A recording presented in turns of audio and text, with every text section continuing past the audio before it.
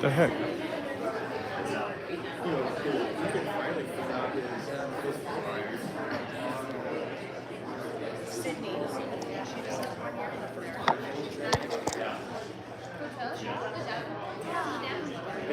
Hit it very far. 60 yards farther than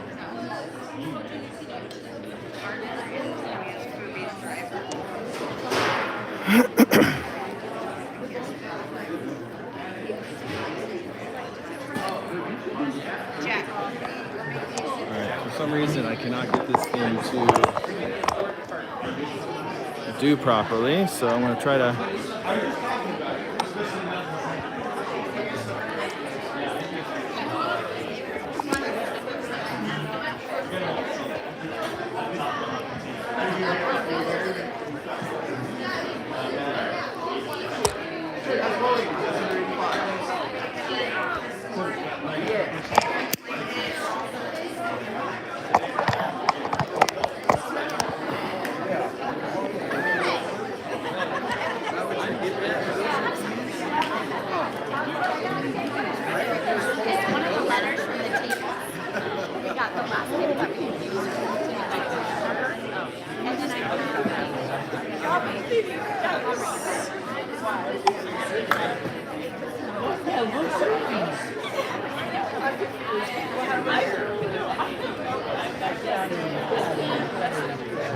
oh, my bad, sorry.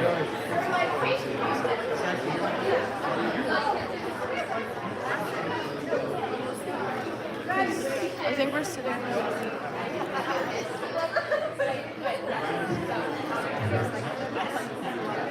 the important part.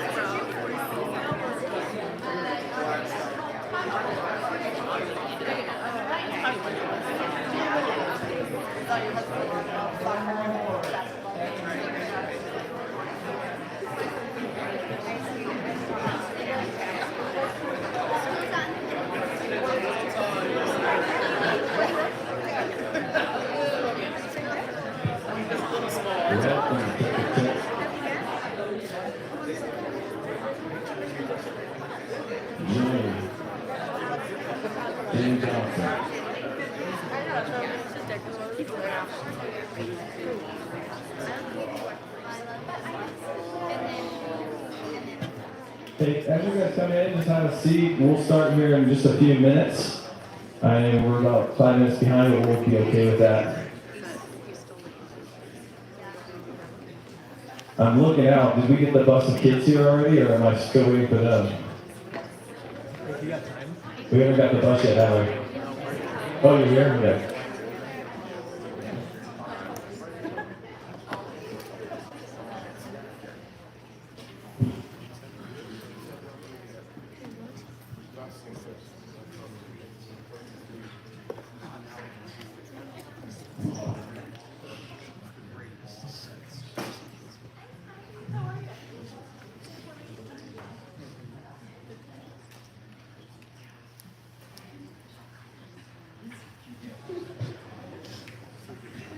Yeah. Awkward silence. Well, I want to welcome everybody here, especially the coaches, parents, athletes, and our special guests today. Welcome to our first annual sports banquet. And hopefully this becomes a trend that we can do every year to recognize our athletes.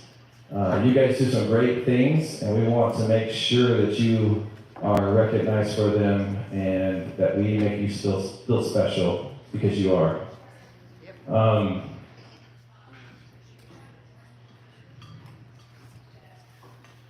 We're here to enjoy one last moment together and to hand out awards and recognize our student athletes and those who have helped along the way, and especially our student helpers as well. It's my great honor to be standing up here at this moment and to see such classy, skilled, and talented athletes before me. You guys should all be proud of what you've accomplished this year. As you can see on the table behind you, we have some of our accomplishments back there, some of our trophies. If you haven't seen the trophy from the soccer tournament, it's back there as well. We also have some balloons that I spent a lot of time on last night. putting together, and my hands still smell like balloons. If you want to go over there and take some pictures with some friends while we're eating, as we're doing stuff today, make sure you do that. One of the things too, soccer team, if you guys get a chance, right out the double doors that you guys came in to the left towards where the bathroom and everything is that way, there are 2 tables with some frames. And I want you guys to go out there and make sure you sign your names down for each other, for your memorabilia there. Hopefully that you guys like that. There's a picture in there and a chance for you to sign your name for all your teammates. I also want to take this opportunity to thank each of you for the way you have conducted yourselves throughout the school year. I've seen our athletes uplift other teams and players, help opponents up off the ground, encourage other teams and players, pray with other teams, and represent Christ with a winning and loving attitude. I just want to thank you guys from the bottom of my heart for being such great ambassadors of UCA. We're probably going to see how, if somebody can give me a thumbs up, or how Shelly's doing back there with food. Does anyone know? Okay. Because we'll start that here in a second. We may even let Kirby speak first if you want. But I do want to introduce Kirby, and he'll come up here when he has a chance, or we can change a little order there. But I got to know Kirby only the last couple of years, I think it was, maybe 2 or 3 years that we've known each other. Kirby, he's always been a quiet and competitive person, very meticulous on the court and his decisions. He is genuinely concerned about each of our players and their well-being. From the many conversations he and I have had, he deeply wants to connect with these guys and the students here and help UCA. He has a heart for them beyond the basketball court, and he's going to be sharing a little thought this morning along those lines. I was thrilled when I asked Kirby to head the basketball program. He's a committed coach. He was a no-brainer, in my opinion, to ask to be the first keynote speaker for our banquet. And share with us a powerful motivational speech. Do you want to speak right now, Kirby? Do you want to start now? Because I'm not sure she's ready to go. Yeah, let's just start now with that, and then we can get some food going here in just a little bit. So without any further ado, I want to welcome Kirby Crossy up to the stage.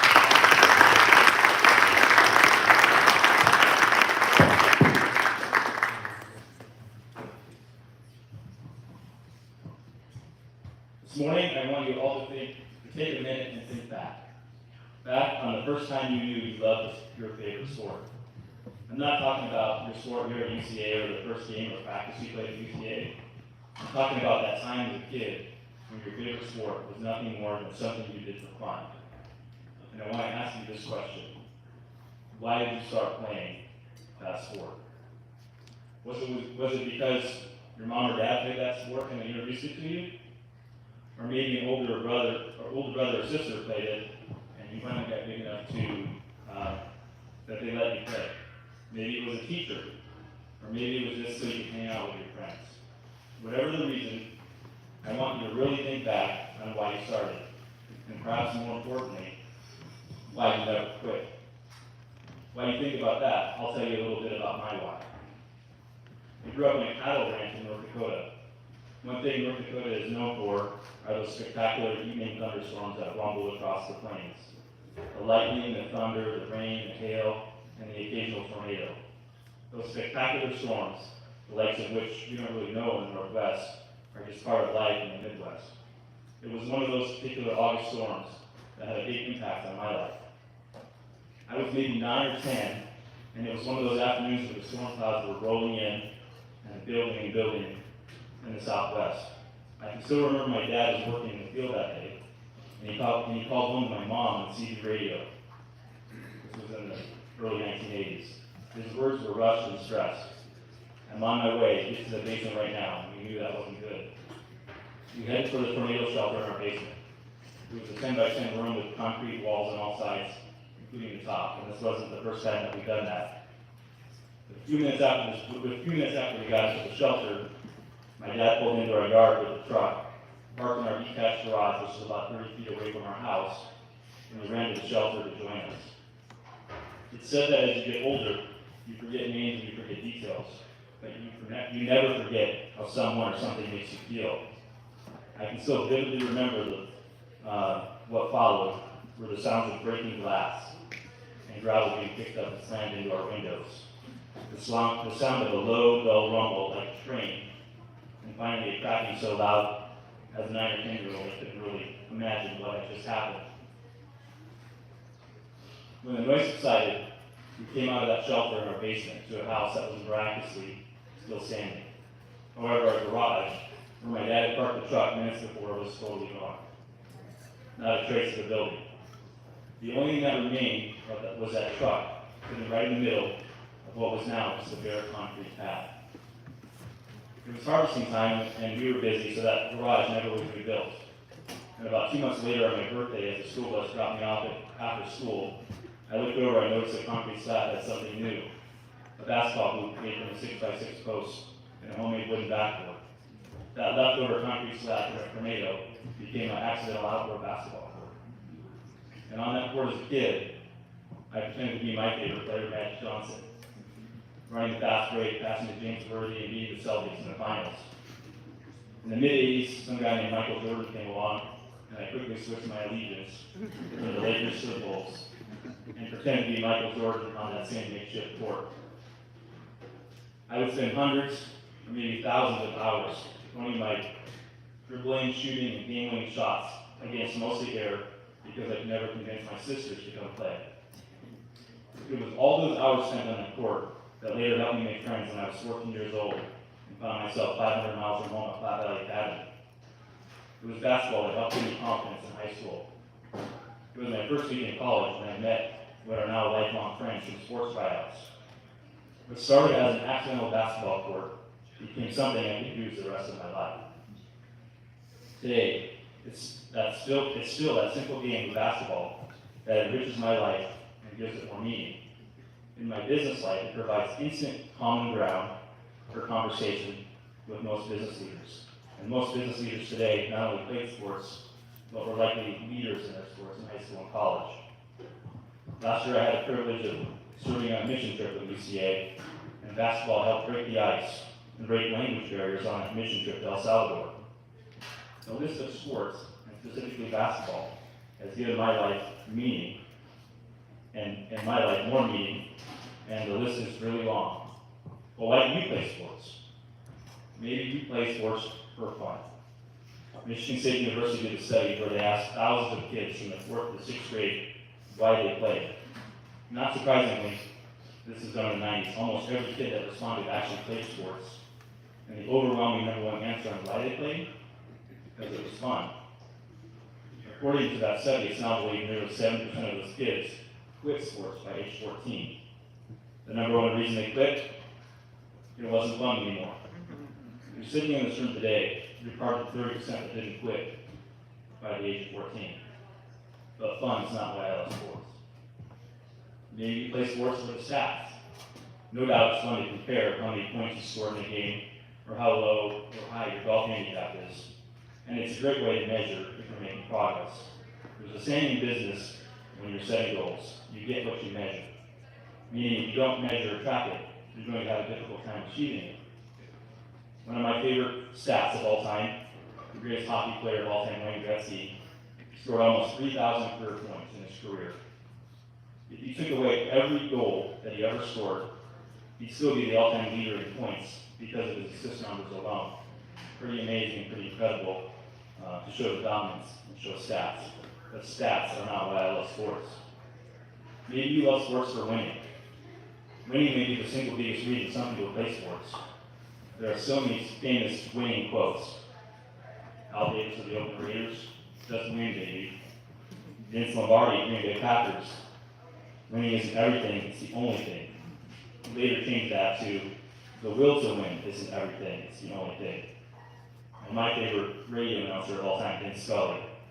Losing feels worse than winning feels good. I'm not here to tell you today that winning or the will to win is everything, because it's not. I'm not here today to tell you that losing isn't a good motivator, because truth be told, if you ask any coach in this room today and they're honest, there's a fear, and I have it, of not having the team prepared in a particular situation, and that sometimes drives me. But winning isn't why I love sports. I'll give you a small sample of why I love sports, and specifically why I love sports at UCA this year. I love sitting in a soccer stadium as a fan in Seattle and watching a band of brothers compete for a state title. I'll remember Owen absolutely destroying the defender for the second goal to seal a victory, and then watching the first ever UCA state champ celebrate in the rain. I love the grinding basketball season, and this year all our teams that never quit. I'll remember the guys' basketball team finally getting a district win when it counted with clutch plays down the stretch against Chewila. I love golf practice and tournaments, walking 9 or 18 with friends, and sometimes Panda afterwards. I'll remember having golf tournament officials always screw up the scoring and have UCA return the trophy hours, days, or sometimes weeks after we've been presented with it. I love the spirit and effort of our volleyball teams, watching players like Maddie and Sam fly around the court with reckless abandon. I love watching opposing fans react with wide eyes and goosebumps when our music program performs the national anthem before a game. I'll remember the voice of the Lions, Joe Hess, and the reaction the opposing fans had when we actually stopped and prayed before every game in our gym. I love fall classic and friendship tournament. I love talking with opposing coaches and parents before and after the games who have so many questions about our school. Why are we here? Who are we? Where are we from? And then listening to those same opposing coaches and parents sing the praises of our students. And I love that our sports program is becoming such a unique mystery to our neighbors, who would otherwise know almost nothing about our amazing school. So now a challenge for you seniors. A handful of you will go on to play sports next year, your sport in college, but most of you won't. I challenge you in the next year and in the years to come to make time for the sport that you love. Time will be your most valuable currency. Make time for your sport and it will pay you back in so many ways in years to come. Underclassmen, work hard this off season, find your way, figure out your passion and enjoy your grind. Do it with purpose in mind. We're looking forward to great years to come from you. And finally, I'll finish with this. It's a phrase I found a couple years ago, and it's my why. I don't love basketball for the stats or for the victories or even for the championships. I love it for the people that it brings into my life. Today, as we celebrate both team and individual awards, think about the people sports has brought into your life.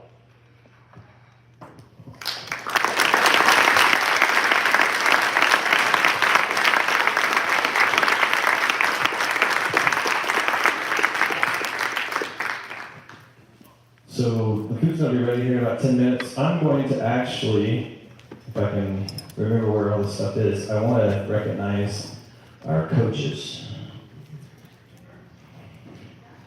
So I'm gonna have all you guys, the coaches, come up.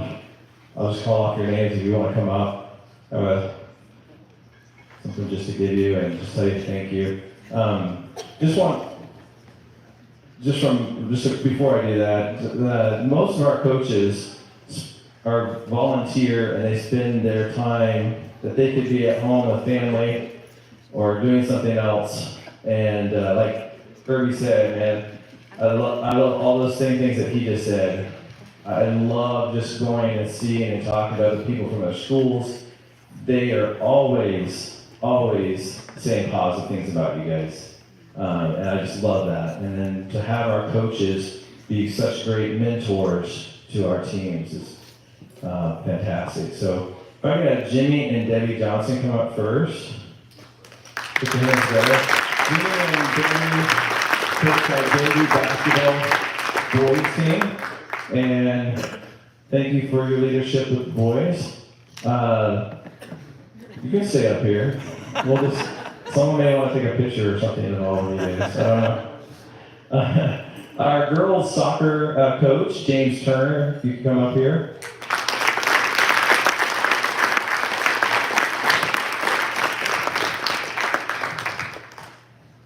He had a hard job taking over the team after me, you know.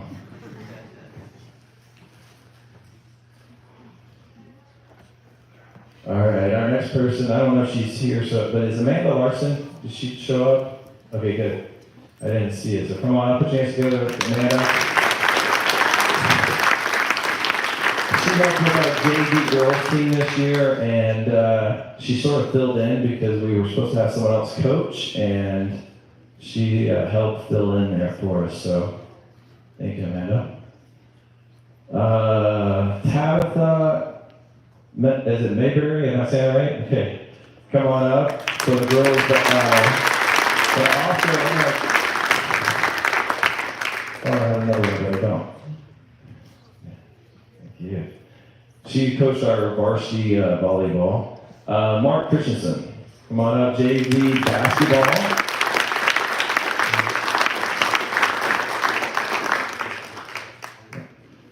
Then we have Brian Ermshar.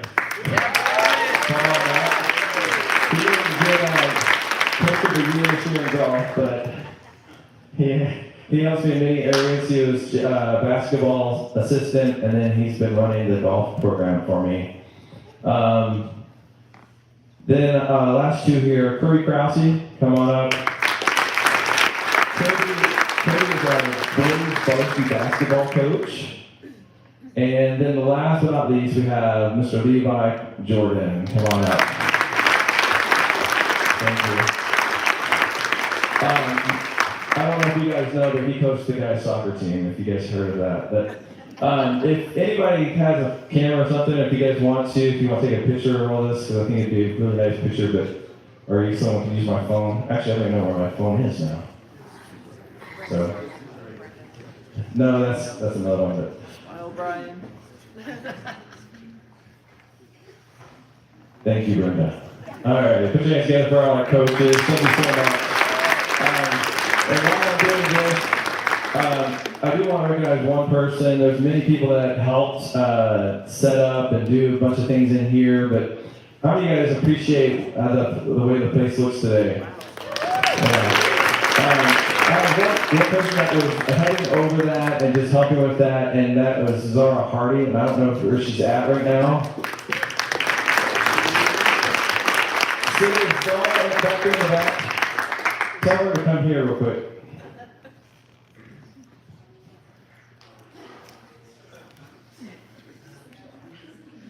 There she is. Thank you,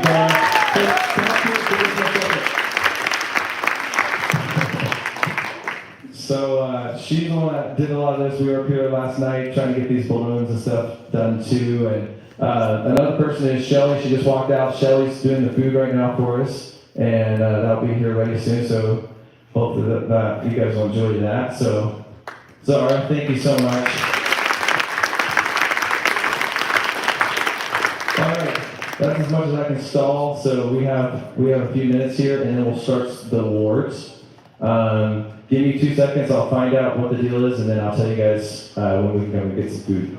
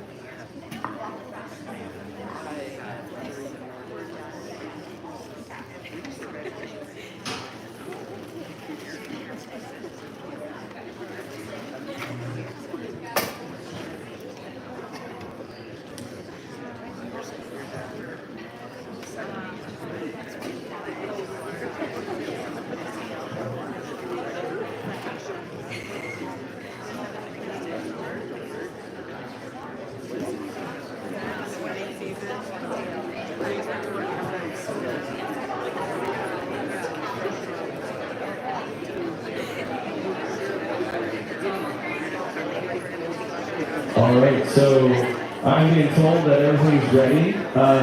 Just a couple of things about the food for you. We'll have 2 lines, and they start on the outside. And she said the potatoes in the second dish are gluten-free. The crepes are not. And then they have gluten-free waffles and other things in the back if you need. If you have any dietary things, go see her in the kitchen. Okay? Let's have a word of prayer, and then I'll start dismissing tables so we don't have too much chaos. Heavenly Father, I want to thank you so much for today. Thank you for this opportunity to come together and recognize these students. And Lord, we pray, Lord, that you just be with us as we end this year, be with our seniors where they go next. And thank you for the food that you're going to feed us this morning. And we pray that it be blessed. In your name, amen.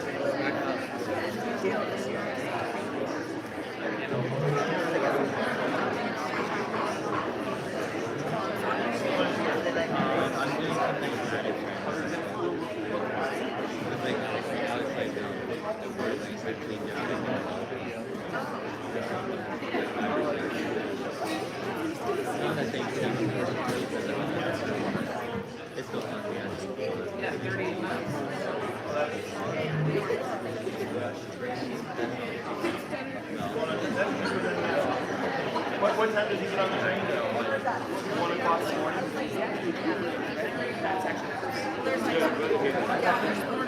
Is this a good picture too?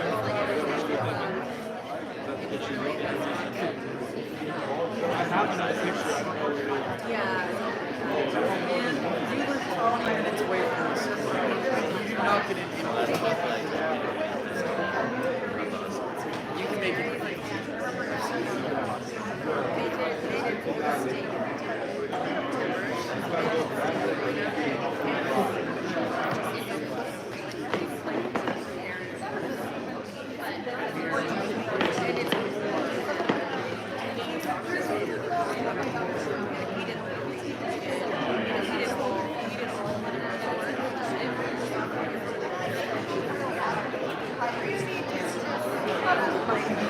Got their way and they paid all the money and whatever. And then you're sitting on the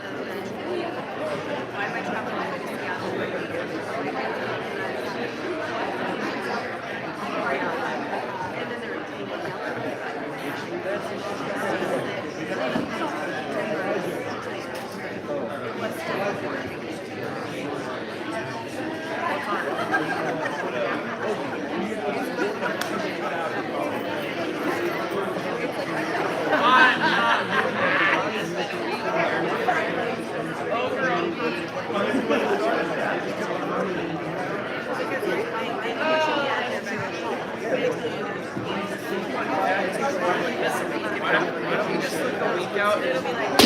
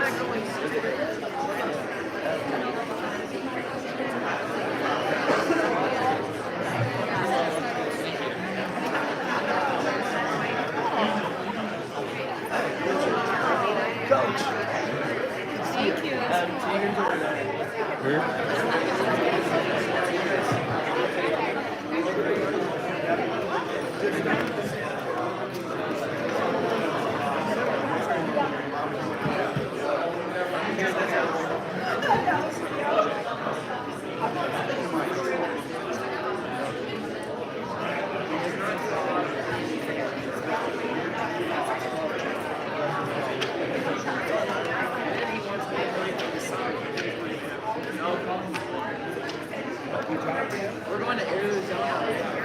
We have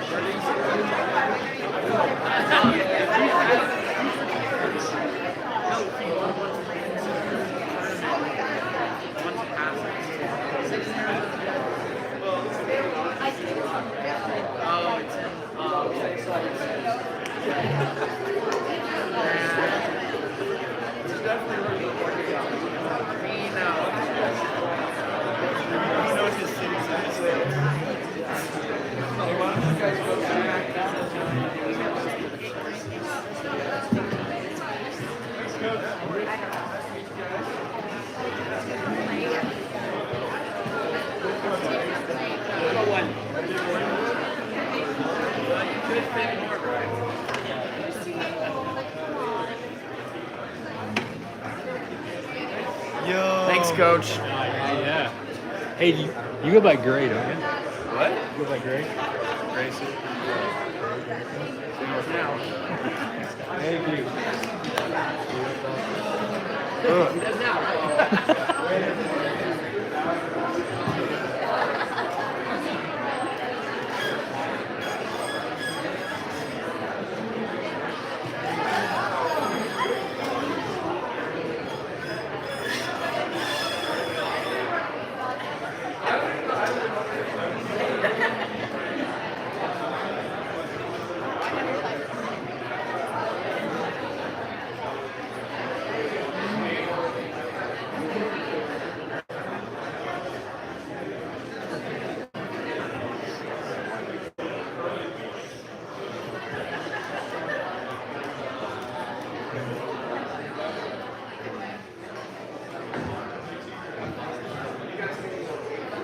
Seen Stephanie?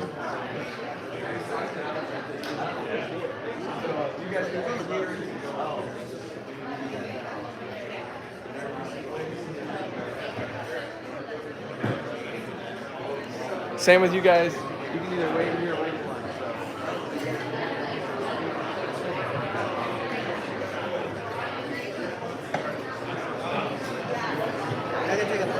Oh yeah.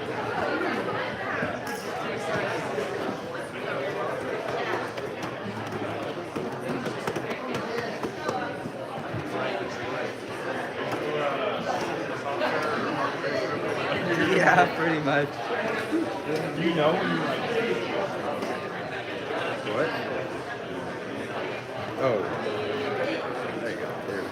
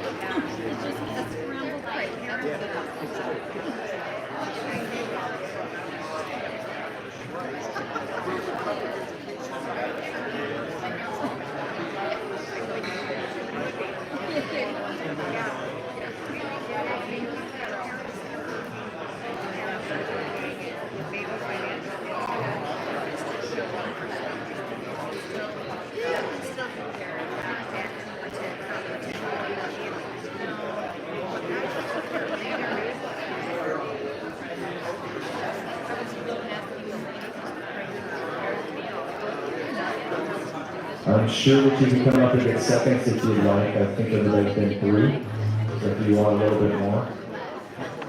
And we'll be starting our awards here in just a minute. We're going to start with, what is it? Girls soccer.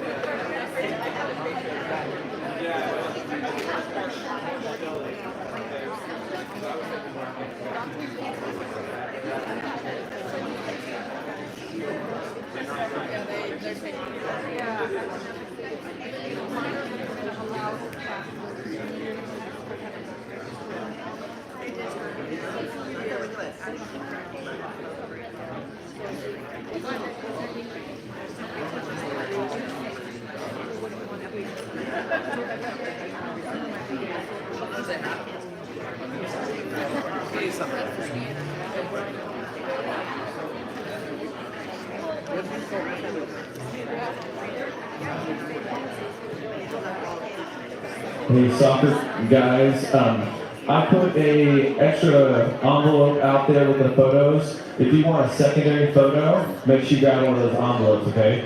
It's a white envelope with a secondary photo in there.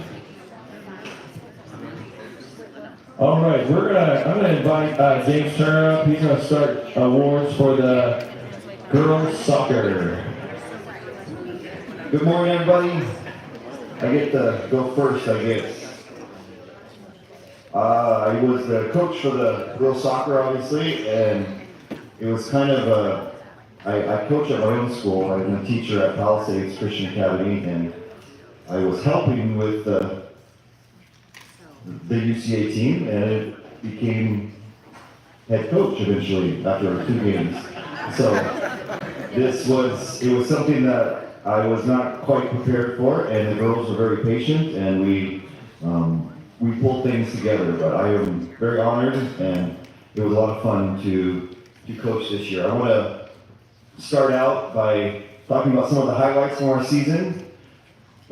First game, we won, which was really set the tone for the rest of the school year, the season, because we knew that we had what it took to play well in a varsity level game.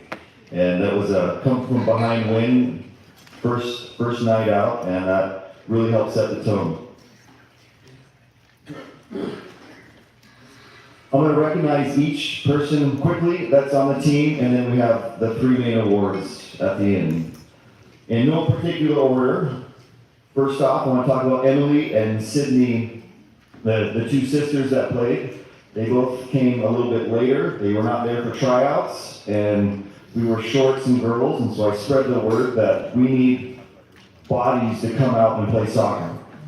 And these 2 sisters showed up, and they were a fantastic part of our team. By the end of the year, because of some of the injuries that we had, they were on the field playing entire games, and they did an exceptional job in every way. Thank you, ladies. Ellie was a very steady player who never complained when asked to switch positions multiple times throughout the whole season. I know you're out there somewhere, I don't quite know where you're at, but thank you very much for being a team player and being willing to do whatever was asked. Elena had a great attitude, willing to learn from the coaches, and played her best. Paula was our starting goalie. Goalie is a very tough job in soccer. You get all the blame when things go poorly. And when things go well, you're not even included in the conversation. About 3/4 through the season, she got injured and she hurt her thumb. And she kind of hit it a little bit, and I knew that she was kind of injured, but didn't know how bad, and she actually played the next game. And then I realized, and along some of the UCA staff, that she was very injured, had torn a ligament in her thumb, and her season was over. But a very tough young lady. And our backup goalie, Chloe, came in and finished the season really, really well. Chloe's probably has the best team spirit of anyone, the most enthusiasm, and anyone that's willing to play goalie has something a little bit weird going on, because goalie is a very scary job. And thanks to Paula and Chloe. Sophia was willing to come in, again, a little bit later after the season has started and really help the team out. Towards the end, we used every single person. We didn't have a bench and we were short-handed sometimes. So we needed all of our players. Ashlyn, very tough player who was always willing to do the dirty work on defense, which in soccer is a huge bonus. Thank you very much. Iris, another tough player who helped unite the team. I can remember some times where we were starting to fall apart a little bit, and I can remember Iris going around and trying to unite the team and get us back together and get our courage back up. Jackie, I don't think she's here tonight. She supported the team even when she had some health problems that did not allow her to play. She still showed up to every game and supported from the sideline. Cedar, who is not here tonight, really appreciated her speed and her willingness to play different positions as well. Okay, we have 3 main awards tonight. When I call your name, I think you guys are all here. Please come up. Starting with Hayden Dodd. Please come up.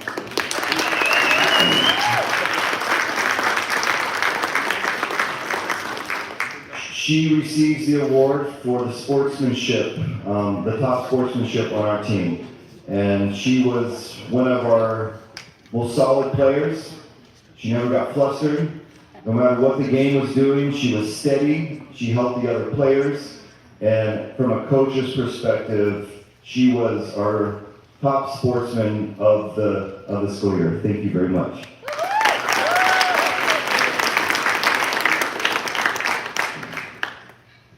Next up, if I could have Sharissa Mundal come forward.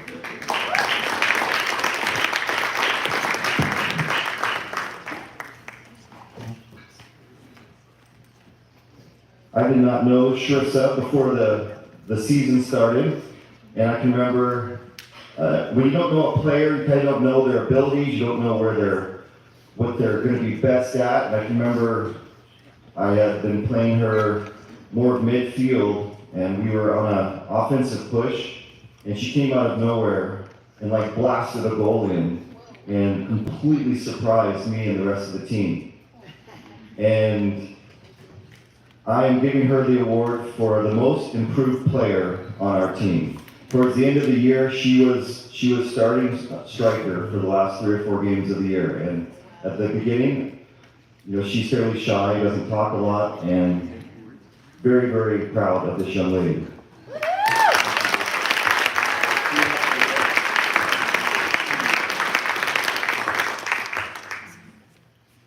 Caitlin Michaelis, please come forward.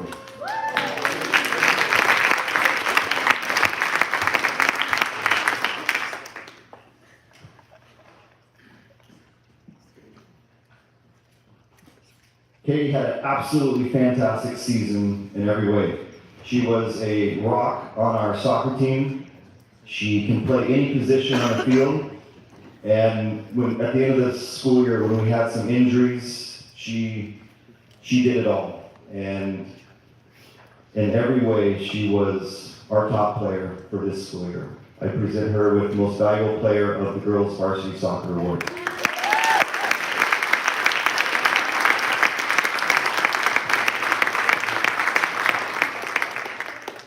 Thank you, guys. We look forward to your support next year.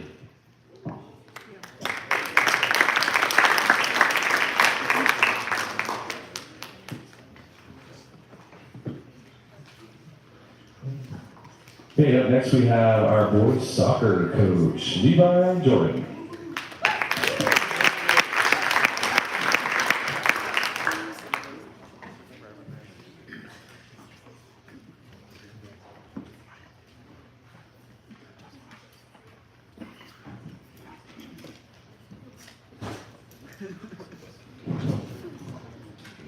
Hi. So I have just a small speech. This ceremony is very cool. Thank you for putting this on. It means a lot to me. I've had a rough year. Some of you guys heard about my year. But I've kind of had a rough life, and I just want to be vulnerable and honest for a minute and tell you guys why soccer is important to me. So I went to school in a 2-room Adventist school back in Michigan, and it wasn't a very good experience.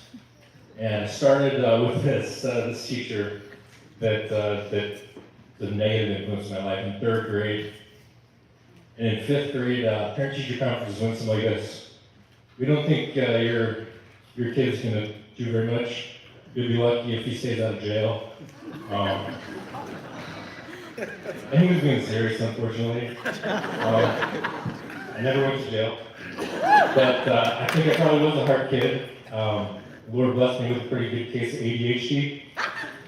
I've worked the H out of my life for the most part as I've gotten older, but I think I was a tough student. My parents didn't respond well to his criticisms, and they pulled me out of that school, put me into a really great school that's a lot like UCA, about the same size, athletic program. It was a non-denominational Christian school, and they had a soccer program. And I said, man, that looks cool. I've never played soccer before. So 6th grade, I tried out for soccer, made the team, and I realized, like, wow, I could be good at something if I tried.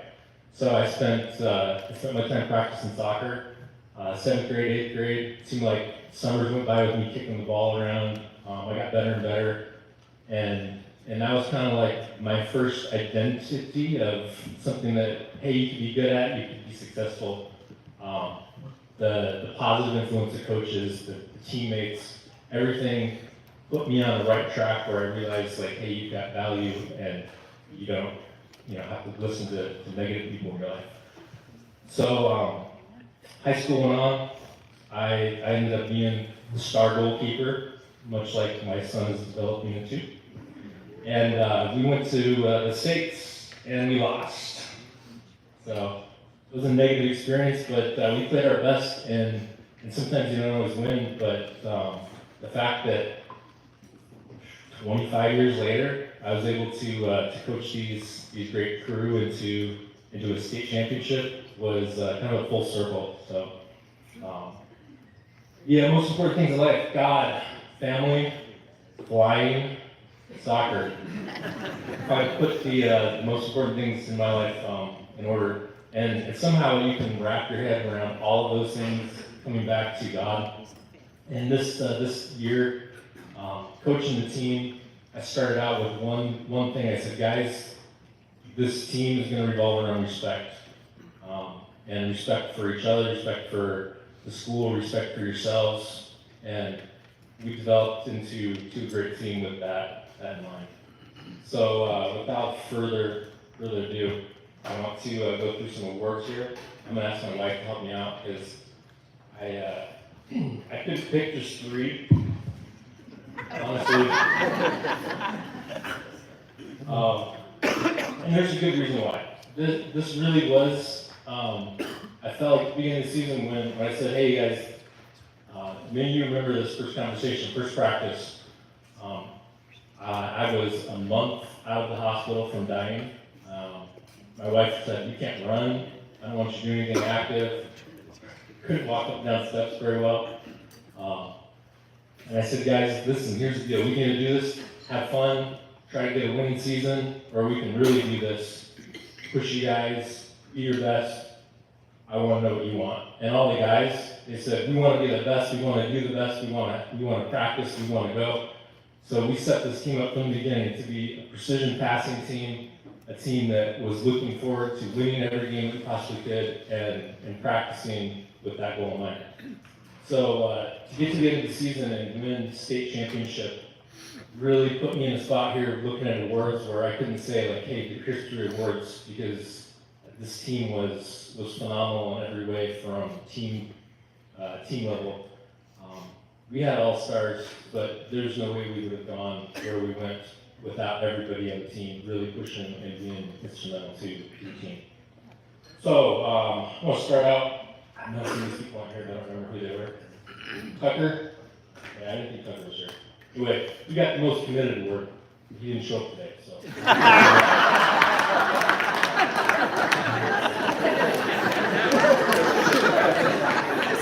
Dawson. Boston, if you can make your way up here. He gets the most versatile award. To be politically incorrect, I call him the chameleon. He went everywhere, did everything, and he was good at it. So, most versatile player. And I couldn't just give you a piece of paper either, so I'll make trophies for you guys all too. Yeah. Dawson was expecting to be goalkeeper at the beginning of the season, and he ended up playing literally every position on the field and was good at all of them, scored many goals. Great work. Jason Roberts, make your way up here. I'm giving you the award for best passes. These, the first day, everybody's lining up, kicking the ball, and I just about get drilled in the back of the head with this ball that should have come from like a major league soccer game. I mean, the thing was hauling. And then he went on to the rest of the season proving that he could pass with laser precision and made an impact on the field with passes and shots that were rock solid. So you work.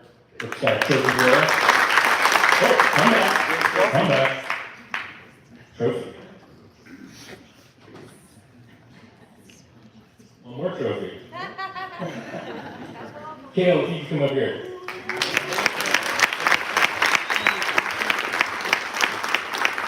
So while I did think about giving this award to Jaden, the award is the Best Header Award. In case you guys didn't know, Jaden actually scored out as a great header. I thought that'd be great. So, Kale, you made some sweet shots with your head, but you also managed to get into the head of all the other teams that we played. So with that, you get the Best Headers Award.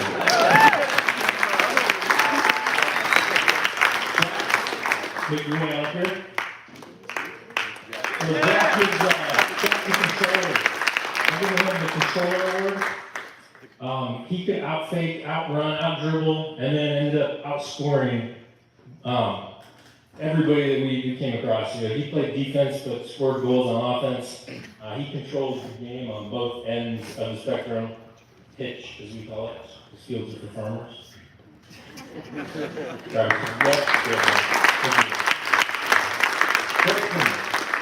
Come on, Grayson. Grayson is the toughest defender. So he didn't take chances with the last line. Him and Sailor had a great connection. And he could, I mean, he's a big dude. So he could intimidate other players, other teams just by being in the face and not letting them pass it. Toughest defender award.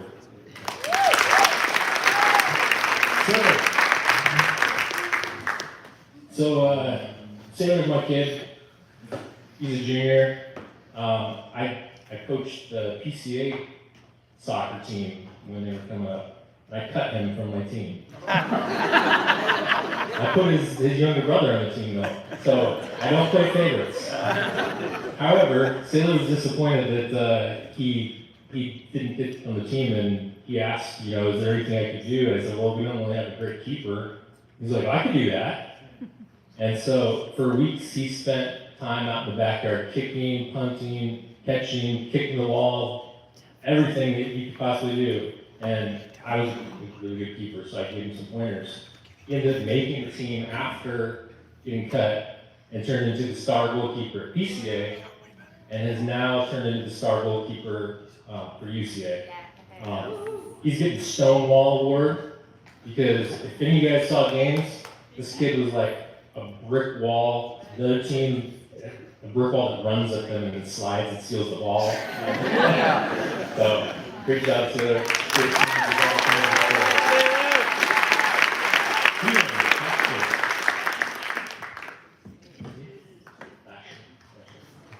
You got the Best Teammate Award.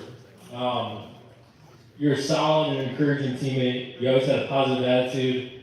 There was one time I want to share that you came up to me and you said, "Hey, coach, I feel like you don't trust me." It was after having a rough practice and a rough game. And I said, "No, that's not it."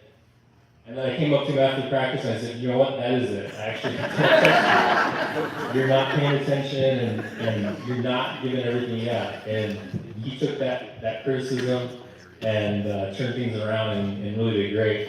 So you get the best teammate award. You also picked up the sideline modes.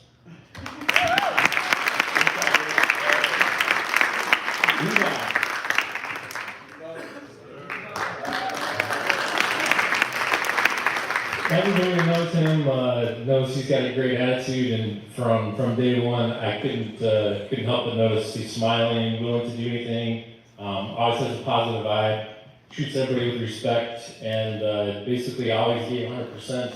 Even to the point where sometimes he'd say, "Coach, I gotta have a break. I gotta sit down for a second." It's like I trusted him to tell me when he needed a break, and other than that, it was 100% all the time. So, best attitude award. That's work.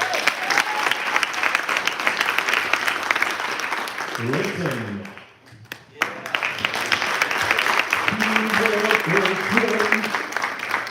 Layton was one of 2 freshmen that made the team.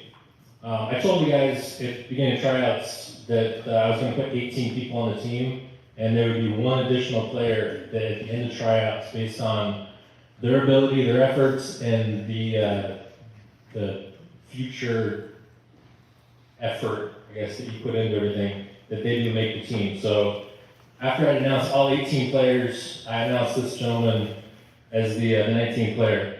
And you get the most energy award because you took that opportunity, you ran with it, you put yourself in practice every day, every chance. You had a sideline cheering team that let me know when they wanted you to play. And I'm really looking forward to 3 more years having you on the team, buddy.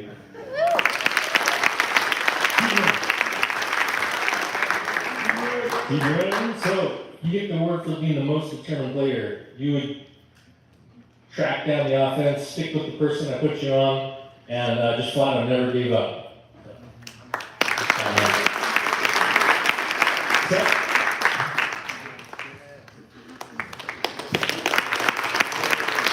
Seth Brown has some great skills in soccer. He's been playing soccer for a long time.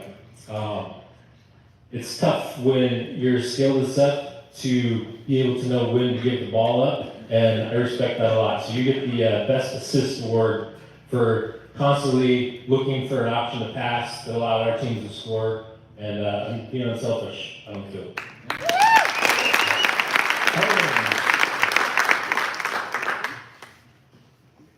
Anybody see a chance to watch the video where he was nominated for the best play of the state, and then won best play of the state? What was it called? What did we name it? What was it? It was a play of the year. Play of the year. The double deke. Basically, he dribbled all the way through the entire team, faked them out a bunch of times, and then made an impossible shot in the state final game. So you get the best goals award. That was one of the best, if not the best, but there was many other chances to see you score. It was just amazing seeing you put together. So.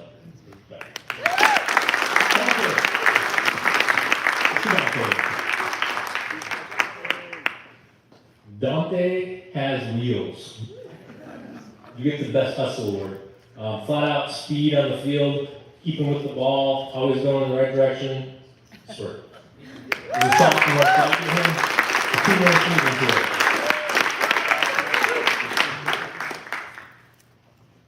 Ian Christensen are here. Ethan Fly. Ethan Fly is the second freshman on the team, and this is the beginning of the bigger trophies, what we're supposed to give out awards. So you got the most improved award. I think at the second or third tryout day, you said, "I hope I make the team." And a couple months later, you're starting in the state finals, scoring a goal in the state championship, and you by far went from good to exceptional, and got the most improved award.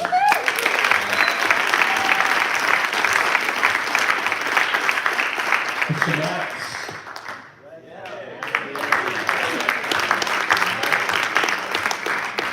So I made this one up. It was one of the, okay, take a stand on that. Ryan gave us ideas for 3, big awards. I felt like I needed to be a 4th one, because Maddox was, the award was most dependable, was solid. Him and Sailor on defense made a great connection, and he trusted his keeper. He was feared by the other keepers because he played offense as a defender, scored a lot. And you're basically just always there in the right spot, making the right decisions. Most dependable.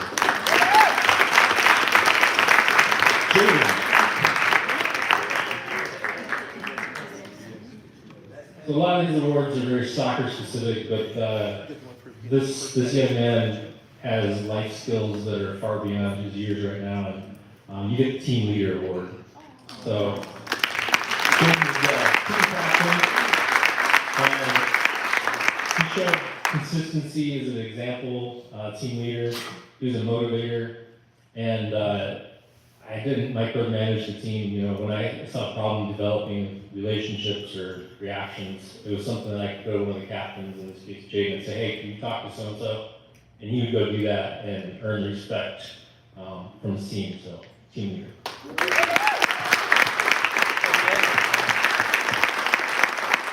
And last, definitely not least, because this is the MVP award.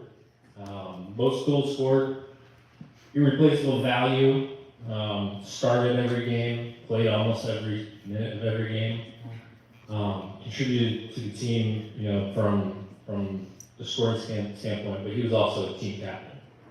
Ethan.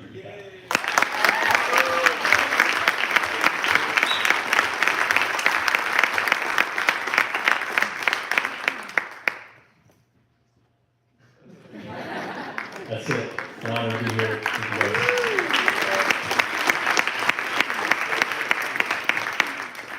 All right, next we have our girls JV volleyball.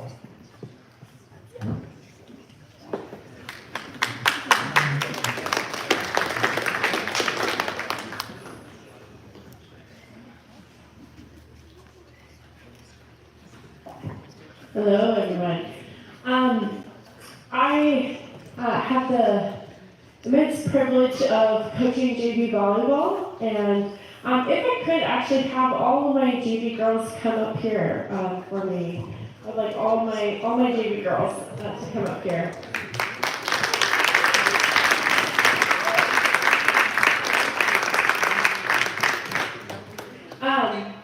So I feel like Ryan constantly sometimes has this issue where he's trying to find a JV coach specifically for volleyball, and I wasn't able to do it for several years, but I was able to do it this year, sort of.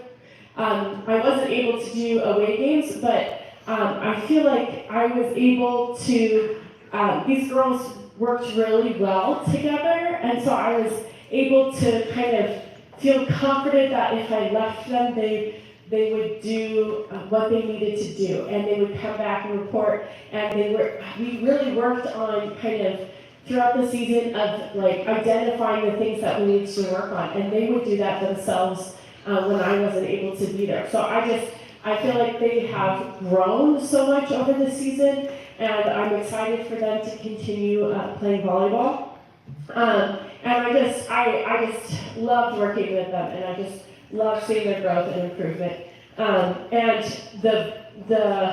the person who I feel improved the most over the season, some of these players will come in with previous experience, and then some may come in with no experience, and we're working with them from the ground level. And but whatever that is, we ask that they put in like the effort and the heart and the perseverance and stuff.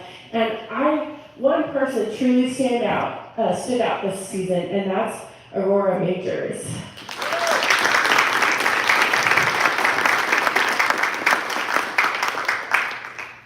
This next person really was just kind of, she was the captain, and she just embodied the spirit, and she lifted everyone up. It's one of our captains. We had two, in Macy, and then Audrey was the other one, and she gets the award for the most enthusiasm and greatest attitude, so the best team spirit, and she just was constantly lifting everyone else up. So that goes to Audrey Bonato, who's not here tonight.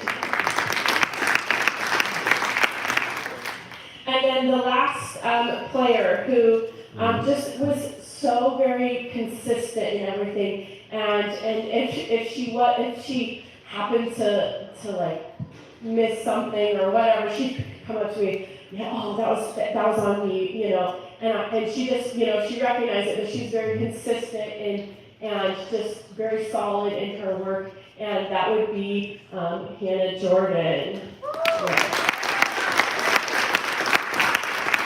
So she gets the most valuable player. So again, I just want to thank these girls for everything that they did during the season. I had a great time, and I hope they did too. So give them one more round of applause.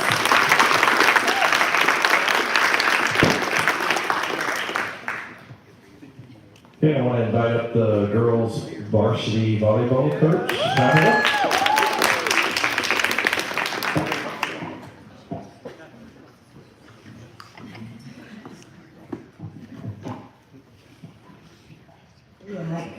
Hi, I'm Coach Tabby Mabry, second season for volleyball. Can I get the varsity volleyball players to step up here?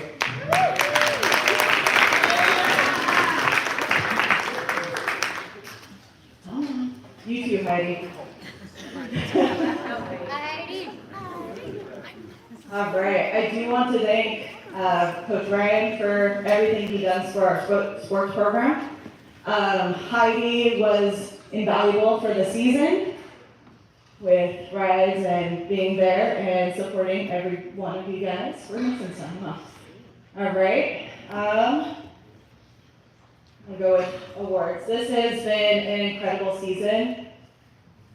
Great sportsmanship thrown through everybody here.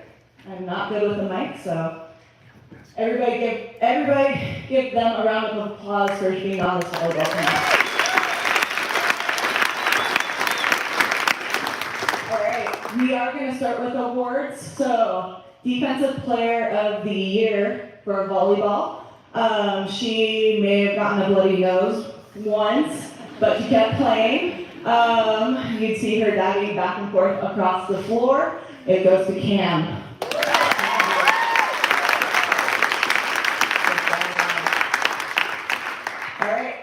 Offensive player. This person started middle hitting, and we moved her to the outside so she could hit away. This goes to Katie McCoon.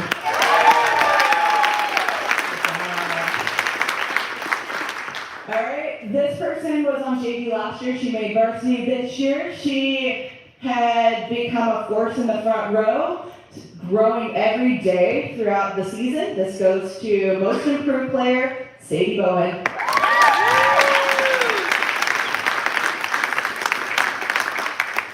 And I'm going to somebody that is a leader on the court, both in direction of the team. When we come together in prayer, she always wants to lead it. I have to give other people chances.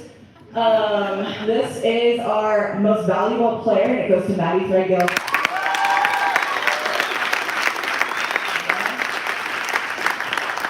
And then this person is our most enthusiastic player, always positive, great attitude, great spirit. And this award is, what's it called? Sportsmanship Award. It goes to Noelle Hager. Thank you guys. Looking forward to next year.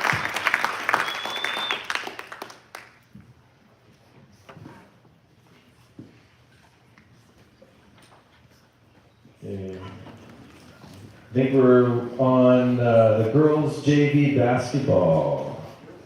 There's Mark. All right, so if I could have the girls' JV basketball players come up. I just wanted to start by saying that it's thankful to have a season. We almost didn't have a JV program at the beginning of the year. We got that cleared, and then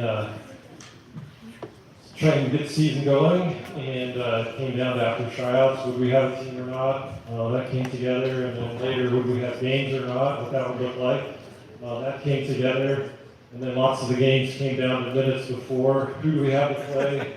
Okay, great, we got enough players, we got a game. So that was kind of the summary of the season. So Starting out with some other kind of general thank yous. I'd like to thank the other Mark Christensen, spelled the same, and gave the announcers some funny commentary. Sometimes they would be asking me questions about varsity. It's like, wait, no, you mean the other Mark. So, anyway, and then Coach Irwin too for their support in making the JV season actually happen. So, next would be thanking the varsity players that helped us out. A couple specifically, Hadley Bergamo played a lot of minutes for us, really appreciate that. And then also Ellie Christensen, first game of the season, taking the ball down the court, laying in the winning baskets for our first game. Definitely really appreciate that. So, all right, good. Then moving on to the more specific awards here. So the first one here is most likely to shoot free throws. This person was our most aggressive in driving to the basket and putting up shots. So this award goes to Makira Miller.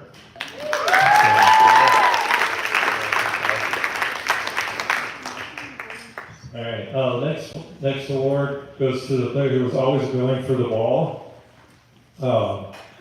Diving, grabbing, running, was also willing to do what was asked, try new things, was very coachable. This award is the Scrappiest Player Award, and this goes to Macy Davis.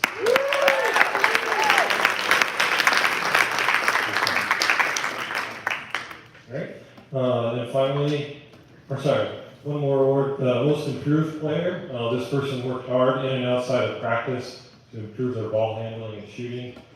This award goes to Audrey Wilson, who's unable to make it today. And then finally, we have the MVP, Most Valuable Player. So this person spent time in the off season developing their game, practicing, always showed up for practice. Was the only player to do JV and varsity practice, so huge time commitment.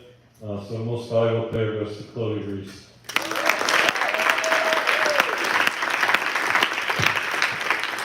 Thanks, everyone.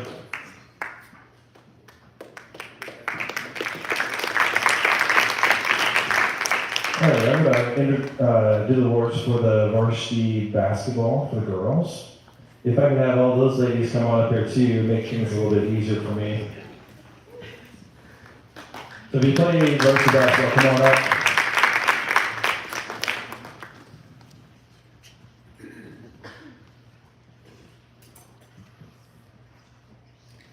So like Mark said, there were some challenges this year just because of people getting sick and the number of girls playing, but we made it through, and you guys did a fantastic job, especially down at Walla Walla, playing well down there and challenging those teams down there. We're going to give out a couple of awards. Make sure I have these in order.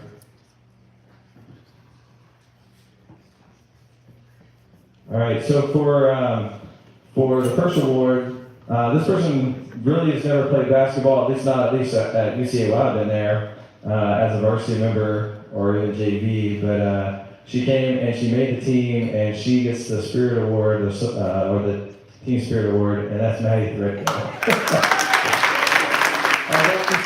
I was actually very impressed with Maddie. She was knocking down threes like she's been doing it forever, so.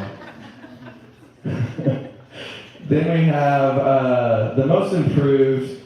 She played a lot with the JV team, and she played a lot with the varsity team, and she just improved all through the year, became a good presence on the court, and that's Hadley Bergamo.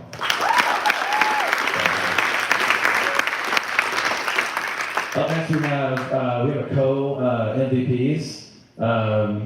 So I'm going to go with this one first. We have this person, she's a freshman. She tried really hard, worked really hard at helping run the offense. She was the one that had to do that a lot because we had a lot of sickness where there's at times we only had 6 or 7 players, and so she was having to play that a lot. We have Ellie Christensen. Our co-MVP, she plays big down low, and when she was there, the other team knows it. She has a big presence on the court, and that's Lila Libby. Thank you, ladies, for working really hard this year. You guys can go sit down.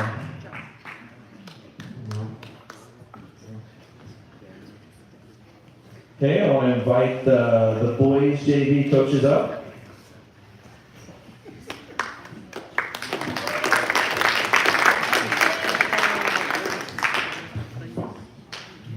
Okay, guys, we're gonna call our team up. Seth and Josh and Jackson, Jomar, Sailor, Jack, Bryson, Zach, Steven, Xander, Liam, Malachi, Ethan, and a special one for Elias, even though he didn't get to hang out with us much. We're gonna bring you up here.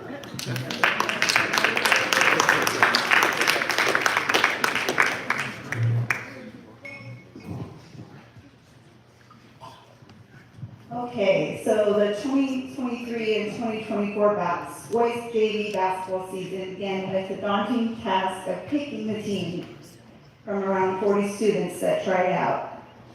As a second-year coach, one of our primary goals for this season was to teach them team basketball, to build their character and to teach them discipline, and that hard work always pays off.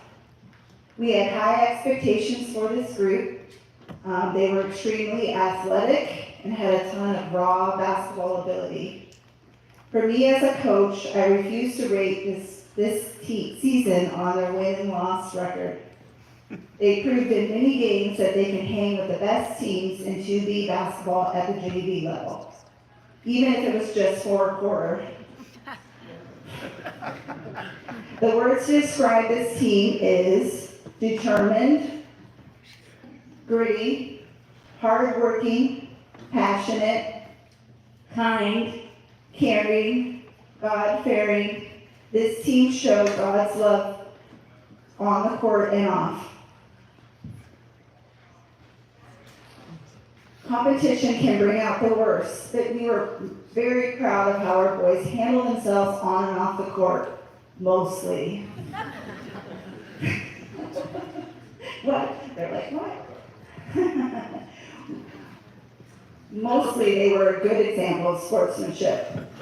The definition of sportsmanship is to show respect for one's opponent and graciousness in winning and losing. Everyone on this team showed grace for each other in the losses and the trials of a hard basketball season. They showed heart and determination, and for us, the proudest games for us this season were the games when we lost. One example was the game against Davenport. This was a school that was a basketball juggernaut, and I watched our boys gut out that game only to lose in an overtime loss. Against Liberty, it was our second game against them. We went up in the first quarter by 10 points. We did lose that game, but I was very proud of how you played in that game. This team, we lost by 40 points the first time. So that was a very proud game. In our last game against Colfax, though we lost, I watched our bench come in and outscore their bench in the fourth quarter 16-2, which was pretty great. And against Jenkins, the boys pecked away at a 20-point deficit and came as close as 8 points. Thanks to Sailor and his amazing 3-point shot that game. Good job. Anyway. All right. Oh, you did? Okay. Proud coaching moments, growth and adversity, teamwork and grit. We have some highs with 2 wins in a very difficult league and came close in several other games. But the one thing I saw from these boys is growth. They grew as people, they learned to play as a team, they dealt with adversity and had their patience tested. They learned kindness to one another. Being a teammate is not always easy. People make mistakes. I am proud of these boys. Parents, you've raised great boys that are turning into great men. Jim and I are thankful to have the opportunity to work with each of them. Thanks for a great year and keep up the hard work in your life, because grit always works. Kindness is always better. Don't ever quit in your life. Sports teaches you that. But remember to keep God first and always be thankful for this wonderful life He gave you. Thank you, boys, for such a wonderful year. So now the awards. So our first award is going to go to Stephen Birmingham. This is the Sharpshooter Award.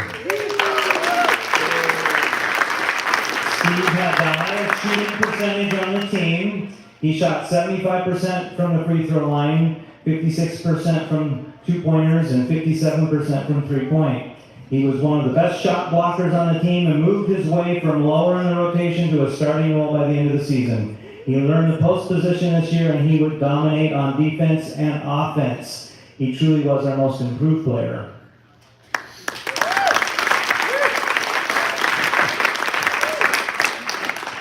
The next award goes to the person that always came to practice with a smile on his face and brought a lot of joy. It's the Team Spirit Award, and that goes to Bryson Ermshire. He won this award for his positive influence and attitude toward his teammates and coaches. He was always the biggest cheerleader for his teammates on and off the court. And as a coach, he always made me feel appreciated and always came to practice with a smile and a positive attitude. On the court, we appreciated his high basketball IQ, and he was rarely out of position on the boards on both ends. Everyone needs a Bryson on their team.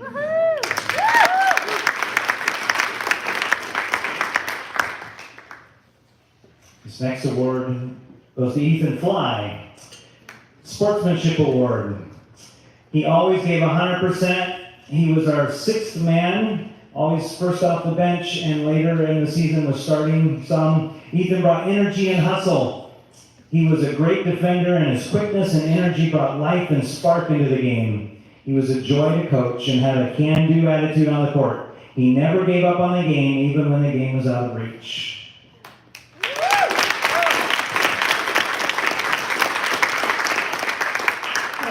Our next award is a Teamwork Award, and that goes to Jack Johnson.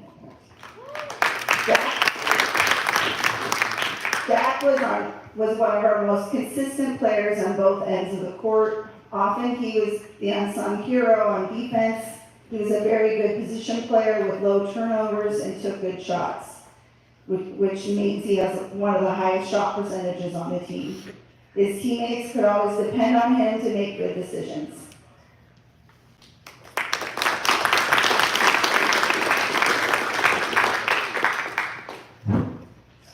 So this next award goes to Seth Dye. He was our best three-point shooter. Seth had the fastest release on the team and would catch defenders off guard, would often shoot from well beyond the arc.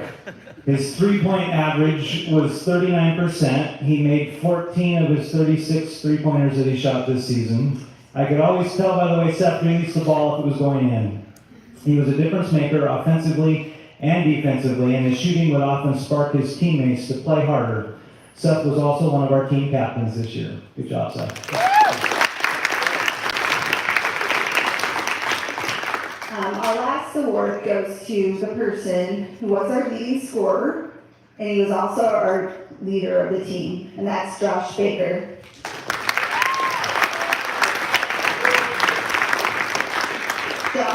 Josh was most definitely the team leader on and off the court.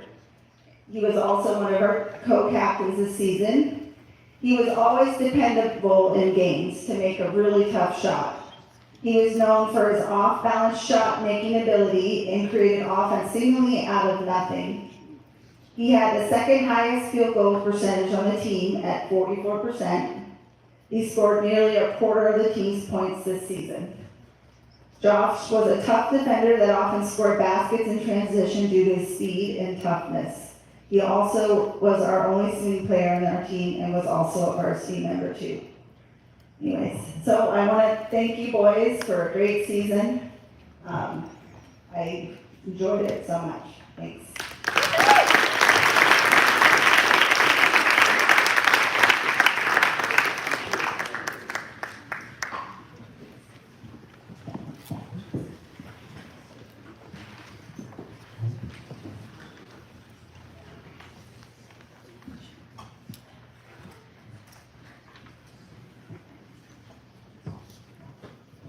Okay, I want to invite the varsity boys coach up.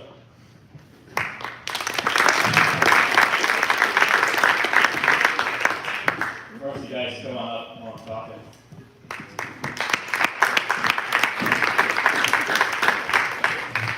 year was a challenging year for us for sure, and I was trying to think of a word that would describe our season.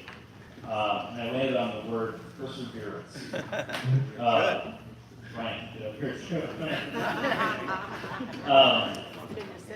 It was a season that got off to a really slow start, but for a really good reason. We missed the entire first week of practice because 9 of the 11 of these guys were playing soccer for state. Awesome reason to miss it.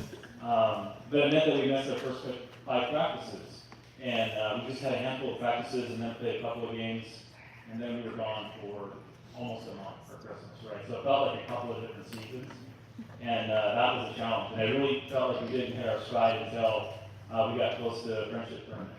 And that was a big high point of the season for me. We got our first win. We played good down the stretch against Auburn. That was a tough game. We had a chance to win that game in the fourth quarter, and also against Portland Adventist Academy. But I thought we started playing good.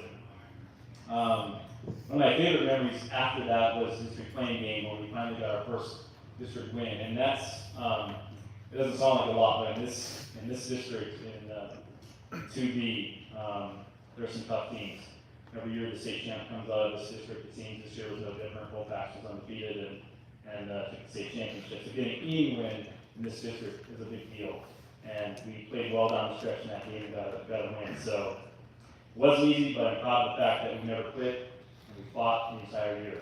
So as far as introductions go, Coach Ermshar, thank you for helping. Support staff, Noel and Audrey and Emma, thank you guys for doing all the work sort of behind the scenes for us as well. I want to introduce you to the underclassmen first. Josh Baker just got an award for MVP of JV. He also played varsity, went to double the practices of any of these guys this year. He played practice JV and practice varsity, accepted a role early in the year where he knew he wasn't going to get a lot of minutes and worked his butt off. So thank you, Josh.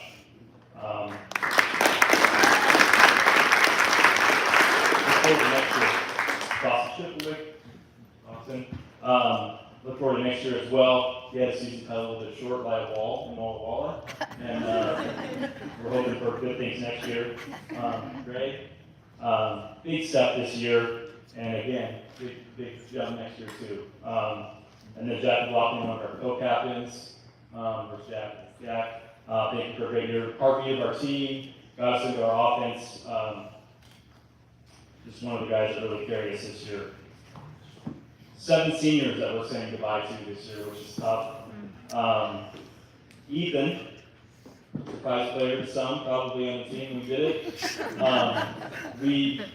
It wasn't a surprise to me, and here's the reason why.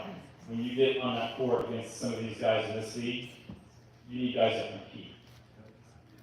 Ethan Hickock competes every game, everything he does competes in practice and competing in games, and I appreciate it this year. So, Jaden, big minutes off the bench for us this year. Jaden, big down the stretch in some of those games that we won. So appreciate you and Levi. Wish we could have had more of you early in the year. You were out on vacation and then sick. And that guy can really score the basketball, and I wish we could have had you for more of the season. It would have been fun. Now for a couple awards. Most Improved Award. There's a lot of ways to measure Most Improved. You can measure it through the season, you can measure it from season to season. This was one from last year to this year, and this guy made a huge leap. He was a different player when he came into school this year than he was last year, and he played varsity last year. He was faster, he was more agile. You can tell he worked hard, and most importantly, he was more aggressive and he was assertive. And it showed almost immediately. And he balanced the workload that included some elite level music as well. So, Most Improved, Spencer Rich.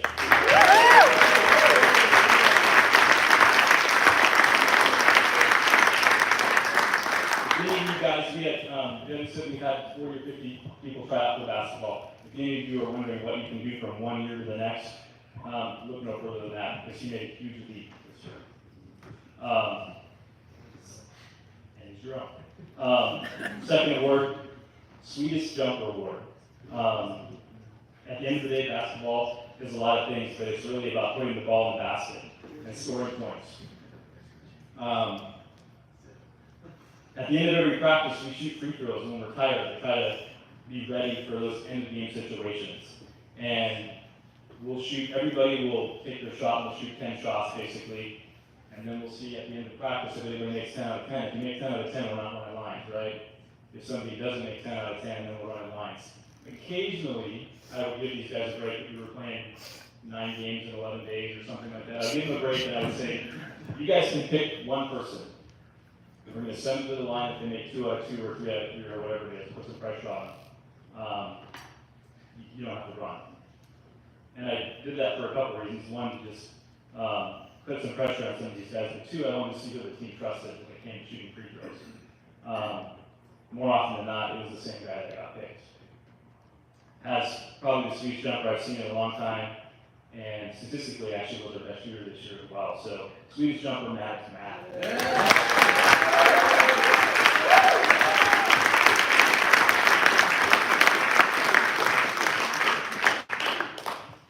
Reliability award, and this is a bad name for it, but it's only because they do everything we ask and do everything different every game, because we need something different every game. Didn't fit our certificate. This guy surprised me this year, actually. He didn't play last year. And this year we asked him to do a lot early, and he did it, and he did it well. And then we kept asking him to do more things, and he did those well too. We'd often put him as a defensive stopper, to their team's best perimeter player. We asked him to rebound, he scored a lot, and importantly, we asked him to help take a little ball pressure off us and relieve us by doing some ball handling. So he exceeded my expectations, and I'm going to miss him next year. The basketball court and golfing, going to go.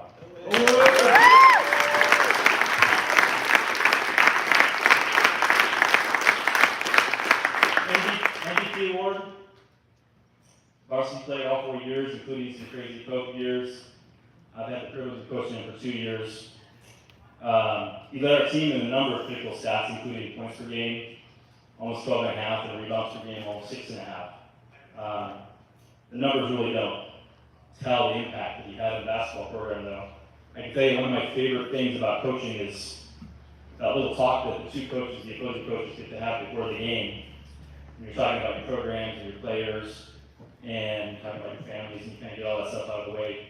And then you talk about some of the players on your team, and more often than not, I would get a comment from the opposing coach that says, "Wow, that number 4 is really playing pretty good right now." And that meant 2 things usually. One, there was a lot of respect for that player, but 2, he's going to have a tough night because they were keying on him. And they keyed on him a lot this year. He was one of our hardest workers. He was a captain. He was a spiritual leader of our team, and he's my pick for MVP, Gil Foster.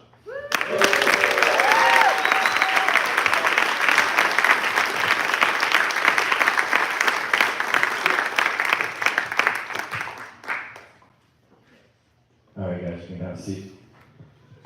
Hey, Brian, you're next. So we're gonna have the golf awards.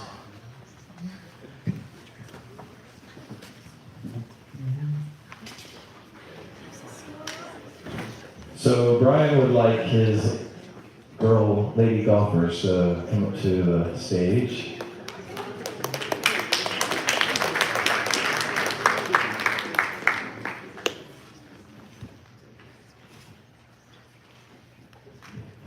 All right, so I've been to the Gulf Coast the last 2 years. This was my 3rd year, and we always seem to have a great group of girls and guys. Last year we lost a lot of seniors. So we're thinking about, where are we getting our players from? And Maddie was returning, and she's always a gamer. As you can see, that she went out for volleyball, basketball, and golf. And Aqua, I don't know where she finds the time. So great job, Maddie. Love having you on our team. You've always been an inspiration and a leader wherever you've been. And for most improved, this award goes to Avery Hickok.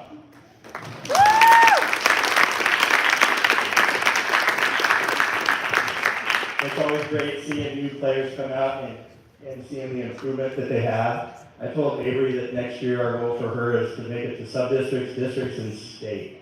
I think she has the capability to do that.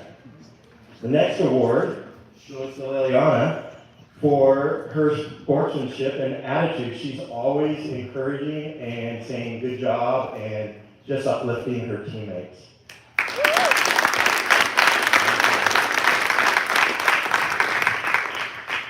So look forward to you guys next year, Maddie. Have an awesome time at Walla Walla. All right, the boys golfers. Come on up.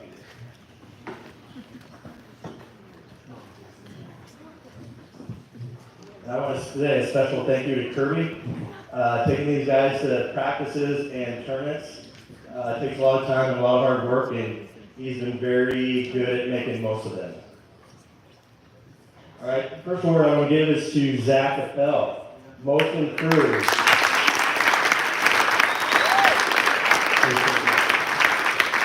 Also, another one for Zach, making it to state this year.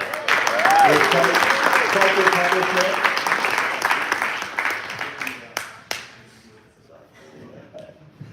This next one goes for enthusiasm and spirit. Bryson Ermshire.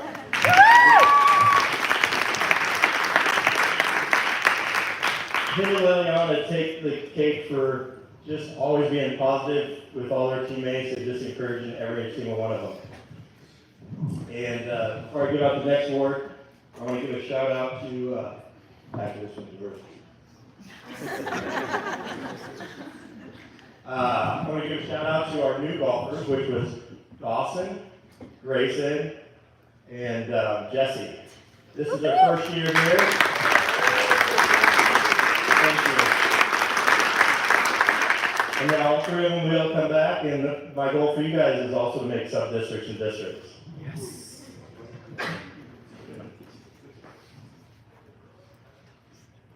All right, the next award goes to the guy who is very committed to goals when he sets them. Ethan Hickok, he was didn't make state last year, and so his goal was to make state and make the second day. Hey, you worked hard, you made it. He's also the hardest guy on himself. So the hardest thing to do is get him to let those things go and just enjoy the moment. Ethan Hickok.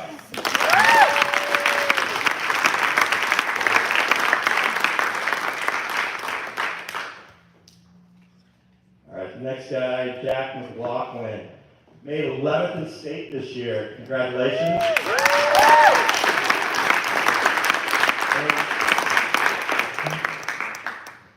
And these guys helped us bring home the 4th place state team award. Thank you guys.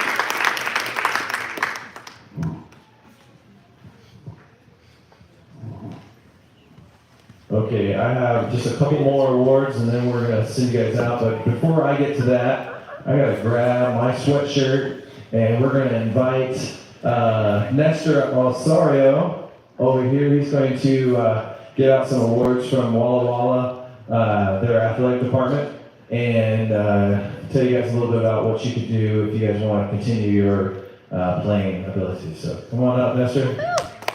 Put your hands together, please. Thank you. First of all, congratulations to all of you. How many bench warmers here? Come on. Come on. Come on. Your gift is cheering, it's cheerfulness, and we've been there, but you made it, so you're part of it. One of the basic psychological needs for every human being, and we've been created that way. We're wired that way. At the image of God, and He has that need to also belong into our hearts, into our lives. So for all of us to be a part of a team, a part of the program, yes, it's nice to score more points, to get the MVP, to get the awards, but just to be a part of something is huge. Walla Walla University has been trying to build. We joined the NAIA 7 years ago. It's one of the most competitive conferences in the country. Our winning percentage was 7% for several years. This year it's been 32%. So the women's basketball team has won 11, combined conference and non-conference. Sydney is in that team. There are other students from UCA in several of our teams. When it comes to golf, the girls came at number 5. That's the highest ranked team in the conference. So out of 13 teams, our women's golf is number 5. And this is extremely important because we only have 4 girls. There were 3 teams that they had to undeclare because they couldn't fill the roster. It's really, really hard. For women's golf this year, we reached out to over 13,000 student athletes, golfers from all over the world. We're lucky, we got one from UCA. So it's gonna come here in a minute, but when it comes to numbers, I can talk all day about the wonderful things that are happening, the increasing and sponsorship over 400% when it comes to the support, financial support, both from institution and from local vendors and alumni. So our golf tournament also is bringing a lot of profit. Now it's great to have the support from Adventist Health and Advent Health. So I don't know if you heard some of the stats, but between 4 and 7% of their workforce is from Seventh-day Adventist Church. A lot of them are Christians. So they're hiring every single student from Walla Walla University, both Adventist Health, Advent Health, Caring. So they want our students. They have 100% rate admission for Loma Linda, for med school. So there are a lot of wonderful things, the connection that happens between athletics and your career in the future. So all the science between how you measure intelligence, there are 2 indicators that a lot of researchers, both in the world of sports psychology, neuroscience, and sociology, and a lot of other things that they use. Those 2 are intuition and initiative. How can you, through your senses, read the data, what you do about it? Because by doing that, you directly influence your emotions, which your emotions affect your behaviors. When you play sports, you're constantly exposed to vulnerabilities. You're gonna make mistakes. You're not gonna win every game. You're not gonna make every putt. When it comes to running, and I'm glad Paul mentions that, our cross-country team, for the first time, we have 2 phenomenal runners. So this year we had 7 meets. We did Idaho, Montana, Oregon, Washington, of course, and we flew to California. There were 154 runners, and our top 2 runners came number 12 and number 15. That never happened before. Because of this, now we have 5 students from Kenya who can afford education in the United States, and they heard we've been talking to a lot of international recruiting agencies, besides reaching to all the our Adventist academies and clubs and everything.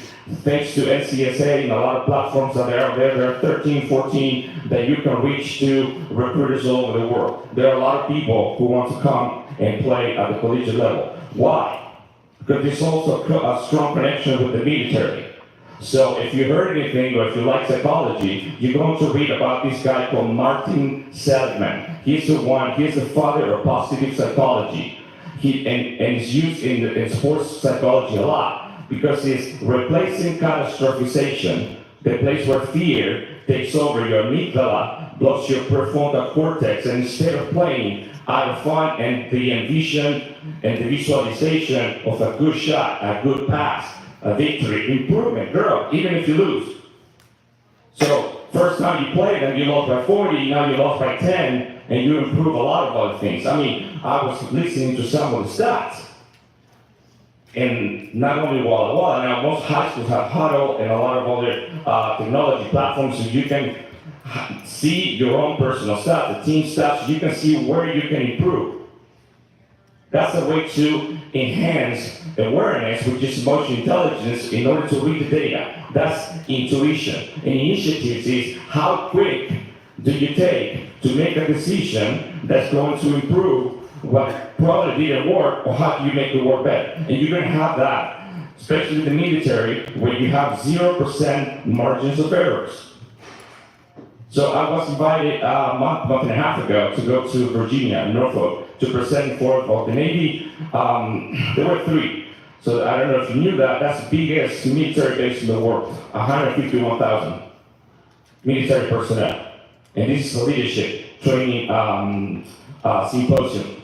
So I was blessed that a friend of mine, is my mentor, 9 years ago, started me.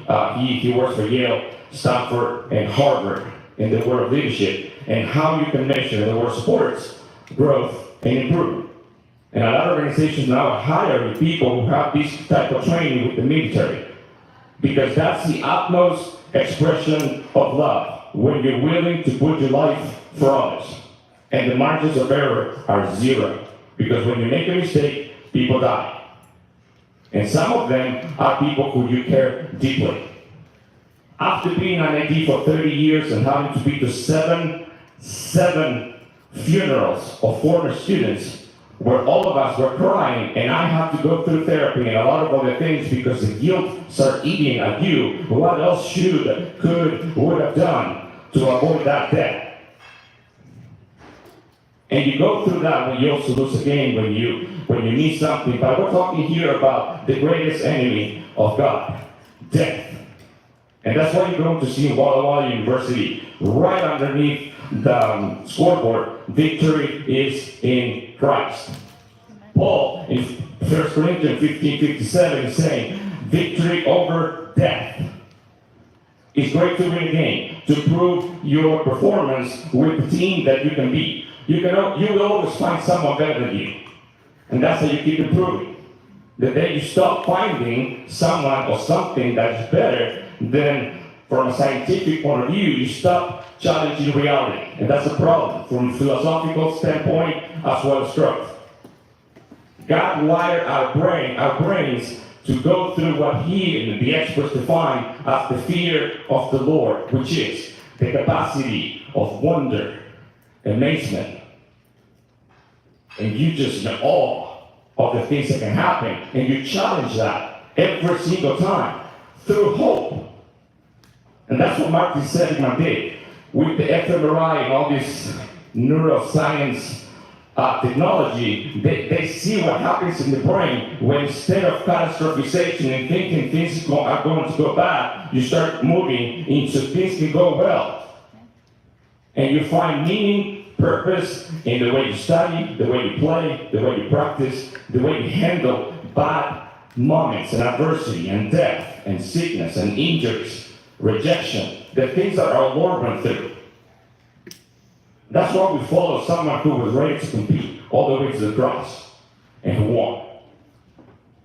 And that's the basis of what we're trying to do. Do we want to win? Yes. We recruited for the first time a full-time volleyball coach. She played 4 years for La Sierra. Won conference, which by the way, Calpac is also a very strong conference. And she was Offensive Player of the Year, 4 years.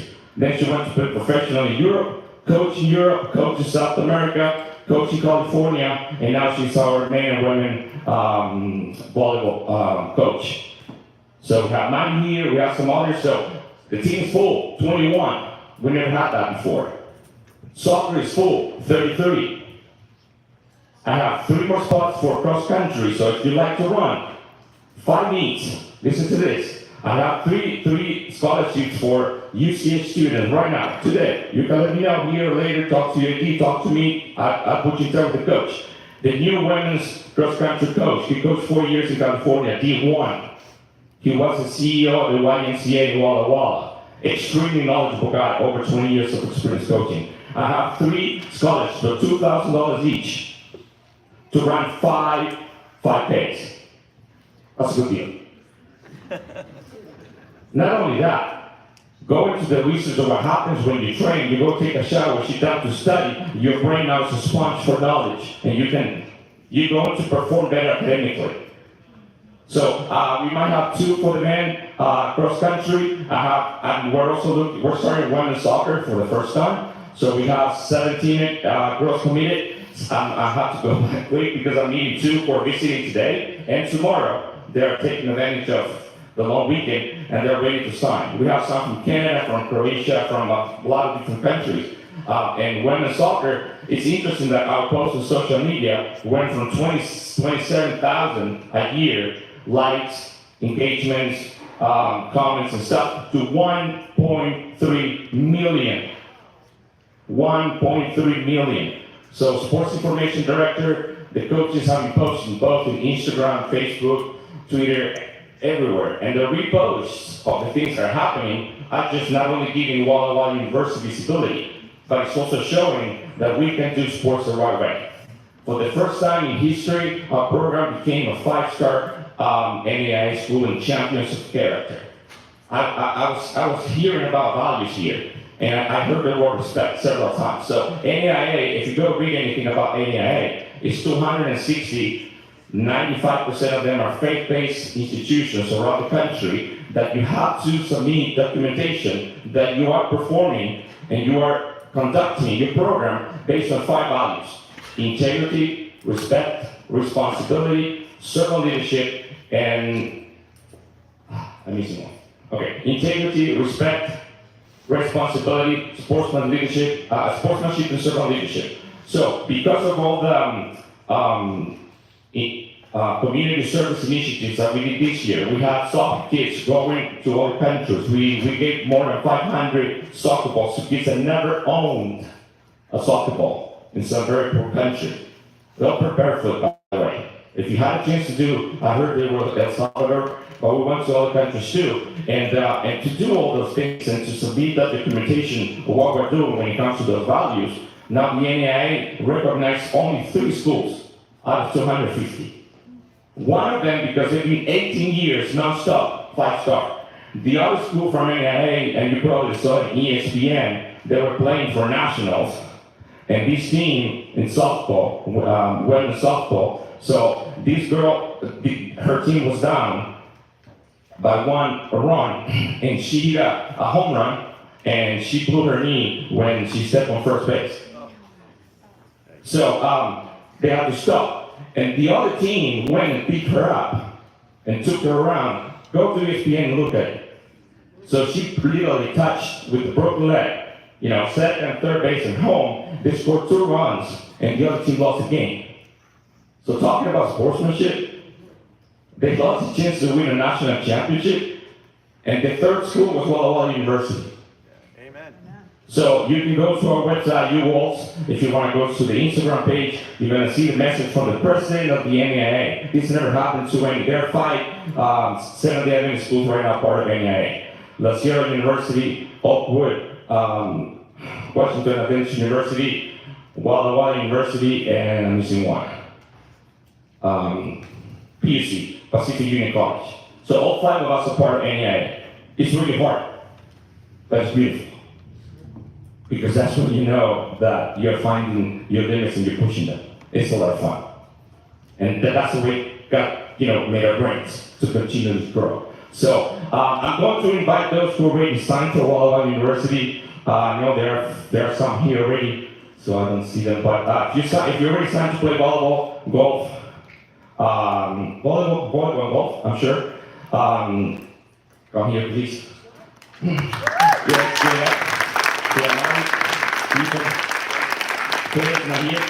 All right, congratulations. And so I'm going to make an invitation out. You don't have to make a decision out. This is not a commitment.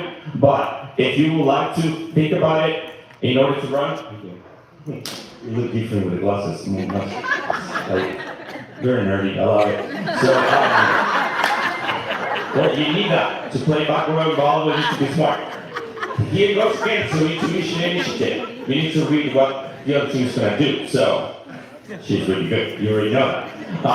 So we're blessed to have her. So if any of you would like to become a part of Walla Walla, and if it's not next year, you can come, practice with the team, check it out. You can be a manager.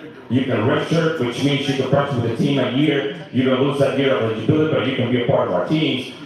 I would like to invite you. This is like a call. I'm not calling you to get baptized. This is to see, which would be great if you haven't. But if anybody would like to join Walla Walla in the future, I have some swag for you. Hey, see, I know how to get one. So, if anybody that would love to join Walla Walla University, please have this one. You can be a coach too if you have eligibility. There you go. All right. So for golf. So for running, thank you. You can grab whatever you want from that pile over there. All right. Yeah, I'll send you more if you need. So I'll send an email to your AD. So especially for cross country men and women, For women's soccer, we have scholarships, and for women's golf. So if you're seeing anybody else, or if you know anybody, we have 1 spot for women's golf, 3 for women's cross country, 2 for women's, for men's cross country and pro, and 4 for women's soccer. But any of the teams will take UCH students, and I make this commitment with the administration and with the coaches, so you can learn and enjoy the games you love, the sports you love. In a Christ Center, 100%, because this is so temporary, and that's what makes our programs better. That's what gave me through the guilt of losing students, or seeing some dropping out of college or out of high school, and the hard things that happen to a coach and an AD, when even your strongest efforts are not enough. And then you go into what's defined as compassion fatigue. Compassion fatigue and moral injury are the 2 main sources of depression and anxiety. And every single coach and pastor and nurse and doctor, anybody who works with human pain and suffering will go through those things. And thanks to the Lord that we can come back and we can see that this is not it. And the place where we're going, I hope we're going to play basketball and golf, and who knows, hit the ball from planet to planet. It's going to be a lot of fun. But the place where we're going, where there won't be no more goodbyes, where everybody will get that crown, and we're going to be able to remember this day that through athletics, through sports, we get closer to the Lord, and the reality of eternal life became more real. Amen. Thank you, Master.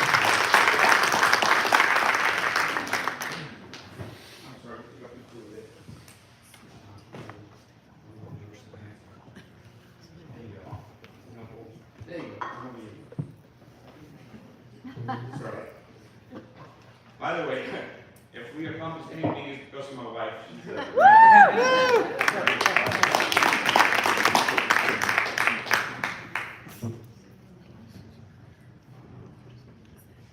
This is how we get it done.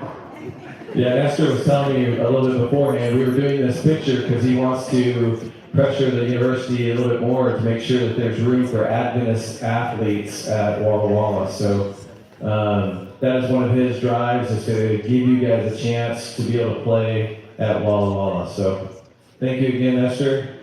You have anything else to say? Pray for us. The battle is real. Yeah. It comes to the souls of these young people. And sports ministries have been for over 250 years, so not only YMCA, but it started with the need that a lot of churches saw to help young people through sports to bring them closer to God. So it's not just Adventism, it's not just Walla Walla. There are a lot of sports ministries around the world, and to me, to us, this is not just, all right, let's just, if we can win more games and get more recognition, this is bringing each of us closer to the Lord. So. Amen. Good. Amen. Thank you once again. Thank you guys for Thank you guys. Well, let's go. I have 2 more things to do, and then we're going to get you guys out of here. I need all the seniors to come up. Sorry for some of you guys that are just up here, but come on up. I have something for each one of you. Hopefully we can start this as a tradition where when we have our athletes graduate, we give them something to remember us. I don't have these in order, so I'm just gonna, as you guys come up, and say your names.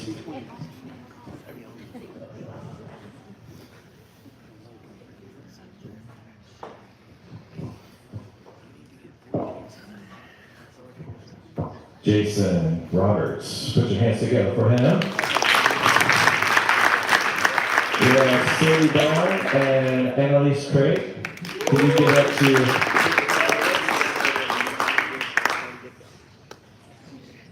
They didn't make that easy for me. Where's Sadie go? Oh my. Okay, then we have Kaylee Ann Smart, and we have Maddie Threadgill.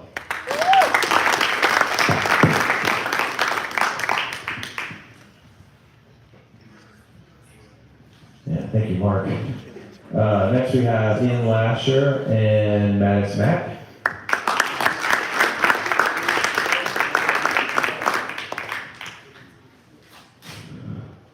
Levi Hardy. Late as always. Katie McCoon. Okay, we have Jaden Michaelis. We have Jaden. Spencer Rich. Dale Potser. Owen Hickok. Ethan Hickok. Did I get anybody? No. So, if I missed anybody, that was because I am not very competent with all the things I'm doing, so I will get one order for you, okay? Is there anyone else that I missed Elijah? Well, okay.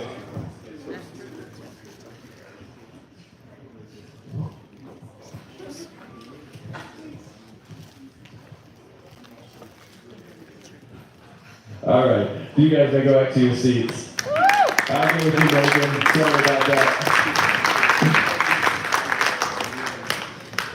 You know, the sad part is I checked that 3 times. Okay, my last award is one that I'm starting up this year, and I didn't really even go around and get the coaches to vote on this because I believe it was a unanimous choice on my own. And I think you guys will agree with me, but it's for the Coach of the Year award. And what it reads on here, it says, "In recognition of your accomplishments, dedication, overcoming personal obstacles, and being an outstanding coach and mentor." And from hearing Levi Jordan talk this morning, and you guys can see the passion that he has for these kids and what he means to our program. And I just wanted to recognize you, Levi, this morning and give you the first Coach of the Year award.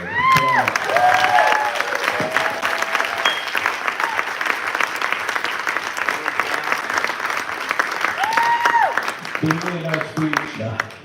But I don't know about if you guys all know this either, because he said it briefly earlier, but I didn't even think you were going to be able to coach for us or be here with us at the beginning of the year. And I know that just to see that you got through the year, we were like, man, we just want you to be able to make it and coach us. And then to go on and to be able to 25-year thing for you to get that championship. It was awesome to see. So thank you for all your hard work.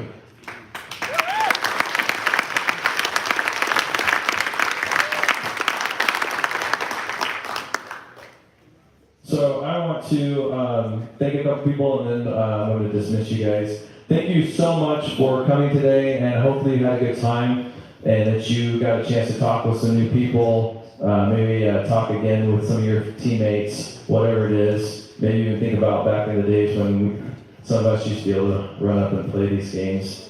But I want to really recognize Shelly Hess for the food today. Big hands down for her. Once again, and Dora, Holly, once again, thank you so much for your planning and prep. Jim Hardy and what was Patty? What's Patty's last name? Carol. They helped a lot, and their family members and everybody that helped with some of the setup this morning and some of the things you guys helping with behind the scenes. Trevor Krause for being our keynote speaker. Thank you for the message this morning and coming us. All you coaches out there, thank you so much. Once again, you guys are awesome. Jimmy Johnson for being here late last night and helping us have this building open so we can have a wonderful place to be today, and the conference office. PJ Denny and the administration at the UCA for supporting our sports program and giving us this opportunity to share these memories with you guys. Rocky Nipple for trucking everybody over here in the bus. All our donors and sponsors, you can see their banners in the gym. A few of you guys are here tonight.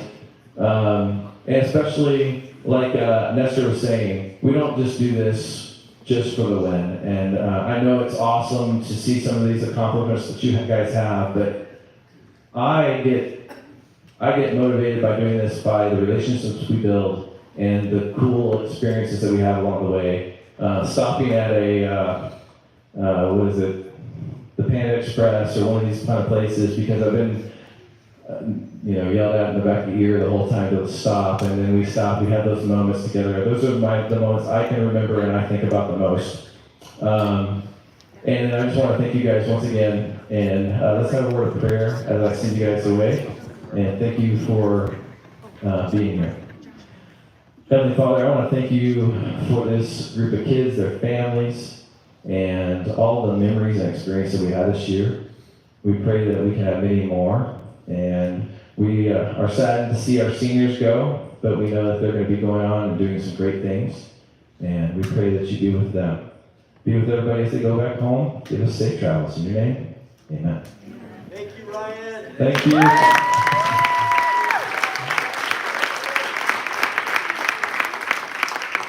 You guys are dismissed. You can hang around if you want to help them put things away or clean up. But I think the bus is ready for the students if you guys want to head out that way.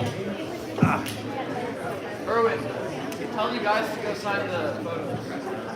Yes, and guys soccer, make sure that you go out there and sign the pictures before you head out. Make sure you do that, please.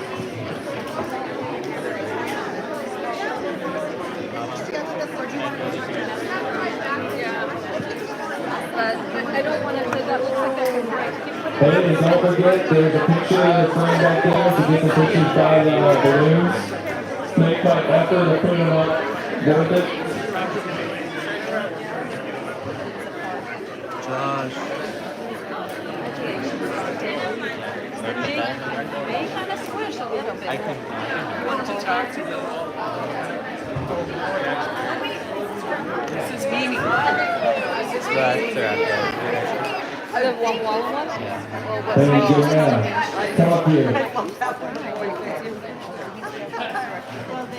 And I love to see when that's all that's Big man Katie, my mom wants a photo of us together. Snap, snap.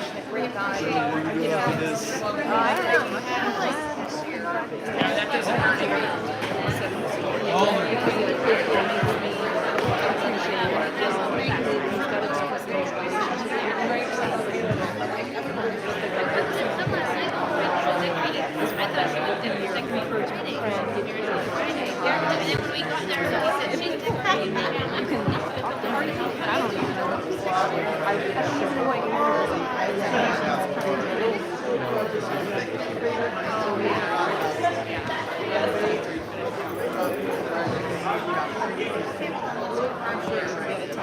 Is Megan still in the house? Come up here to the front. You should. You should.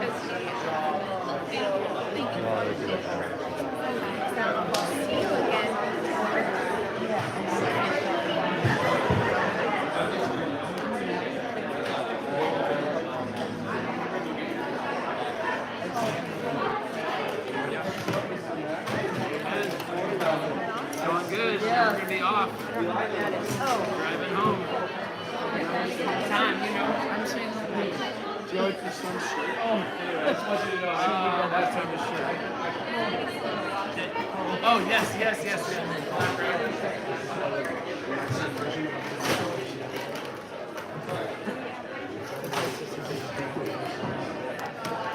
Mimi.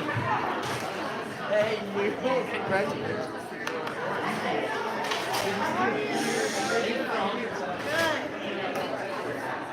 Good. You are welcome to come anytime. Thank you for letting us crash even though you weren't there. Yeah, and the electricity went out at 10. Oh, that was fine. We were in the middle of a game and we were like, it went out and we were like, uh-oh, we gotta switch. So we went on to the switch and we were playing on the time. I should be having a generator. They did warn us that it was going on. Where is your person still not? It better be. I hope it is.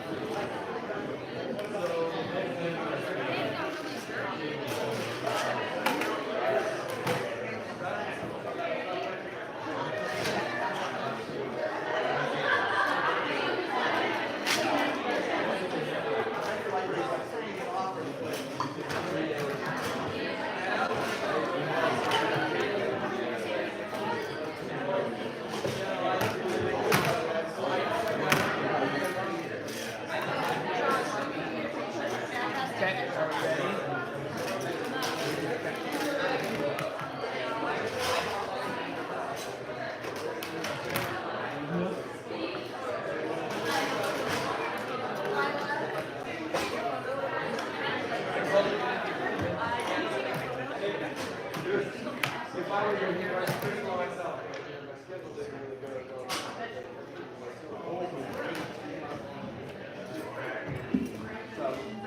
So I'm okay with it. I'm happy.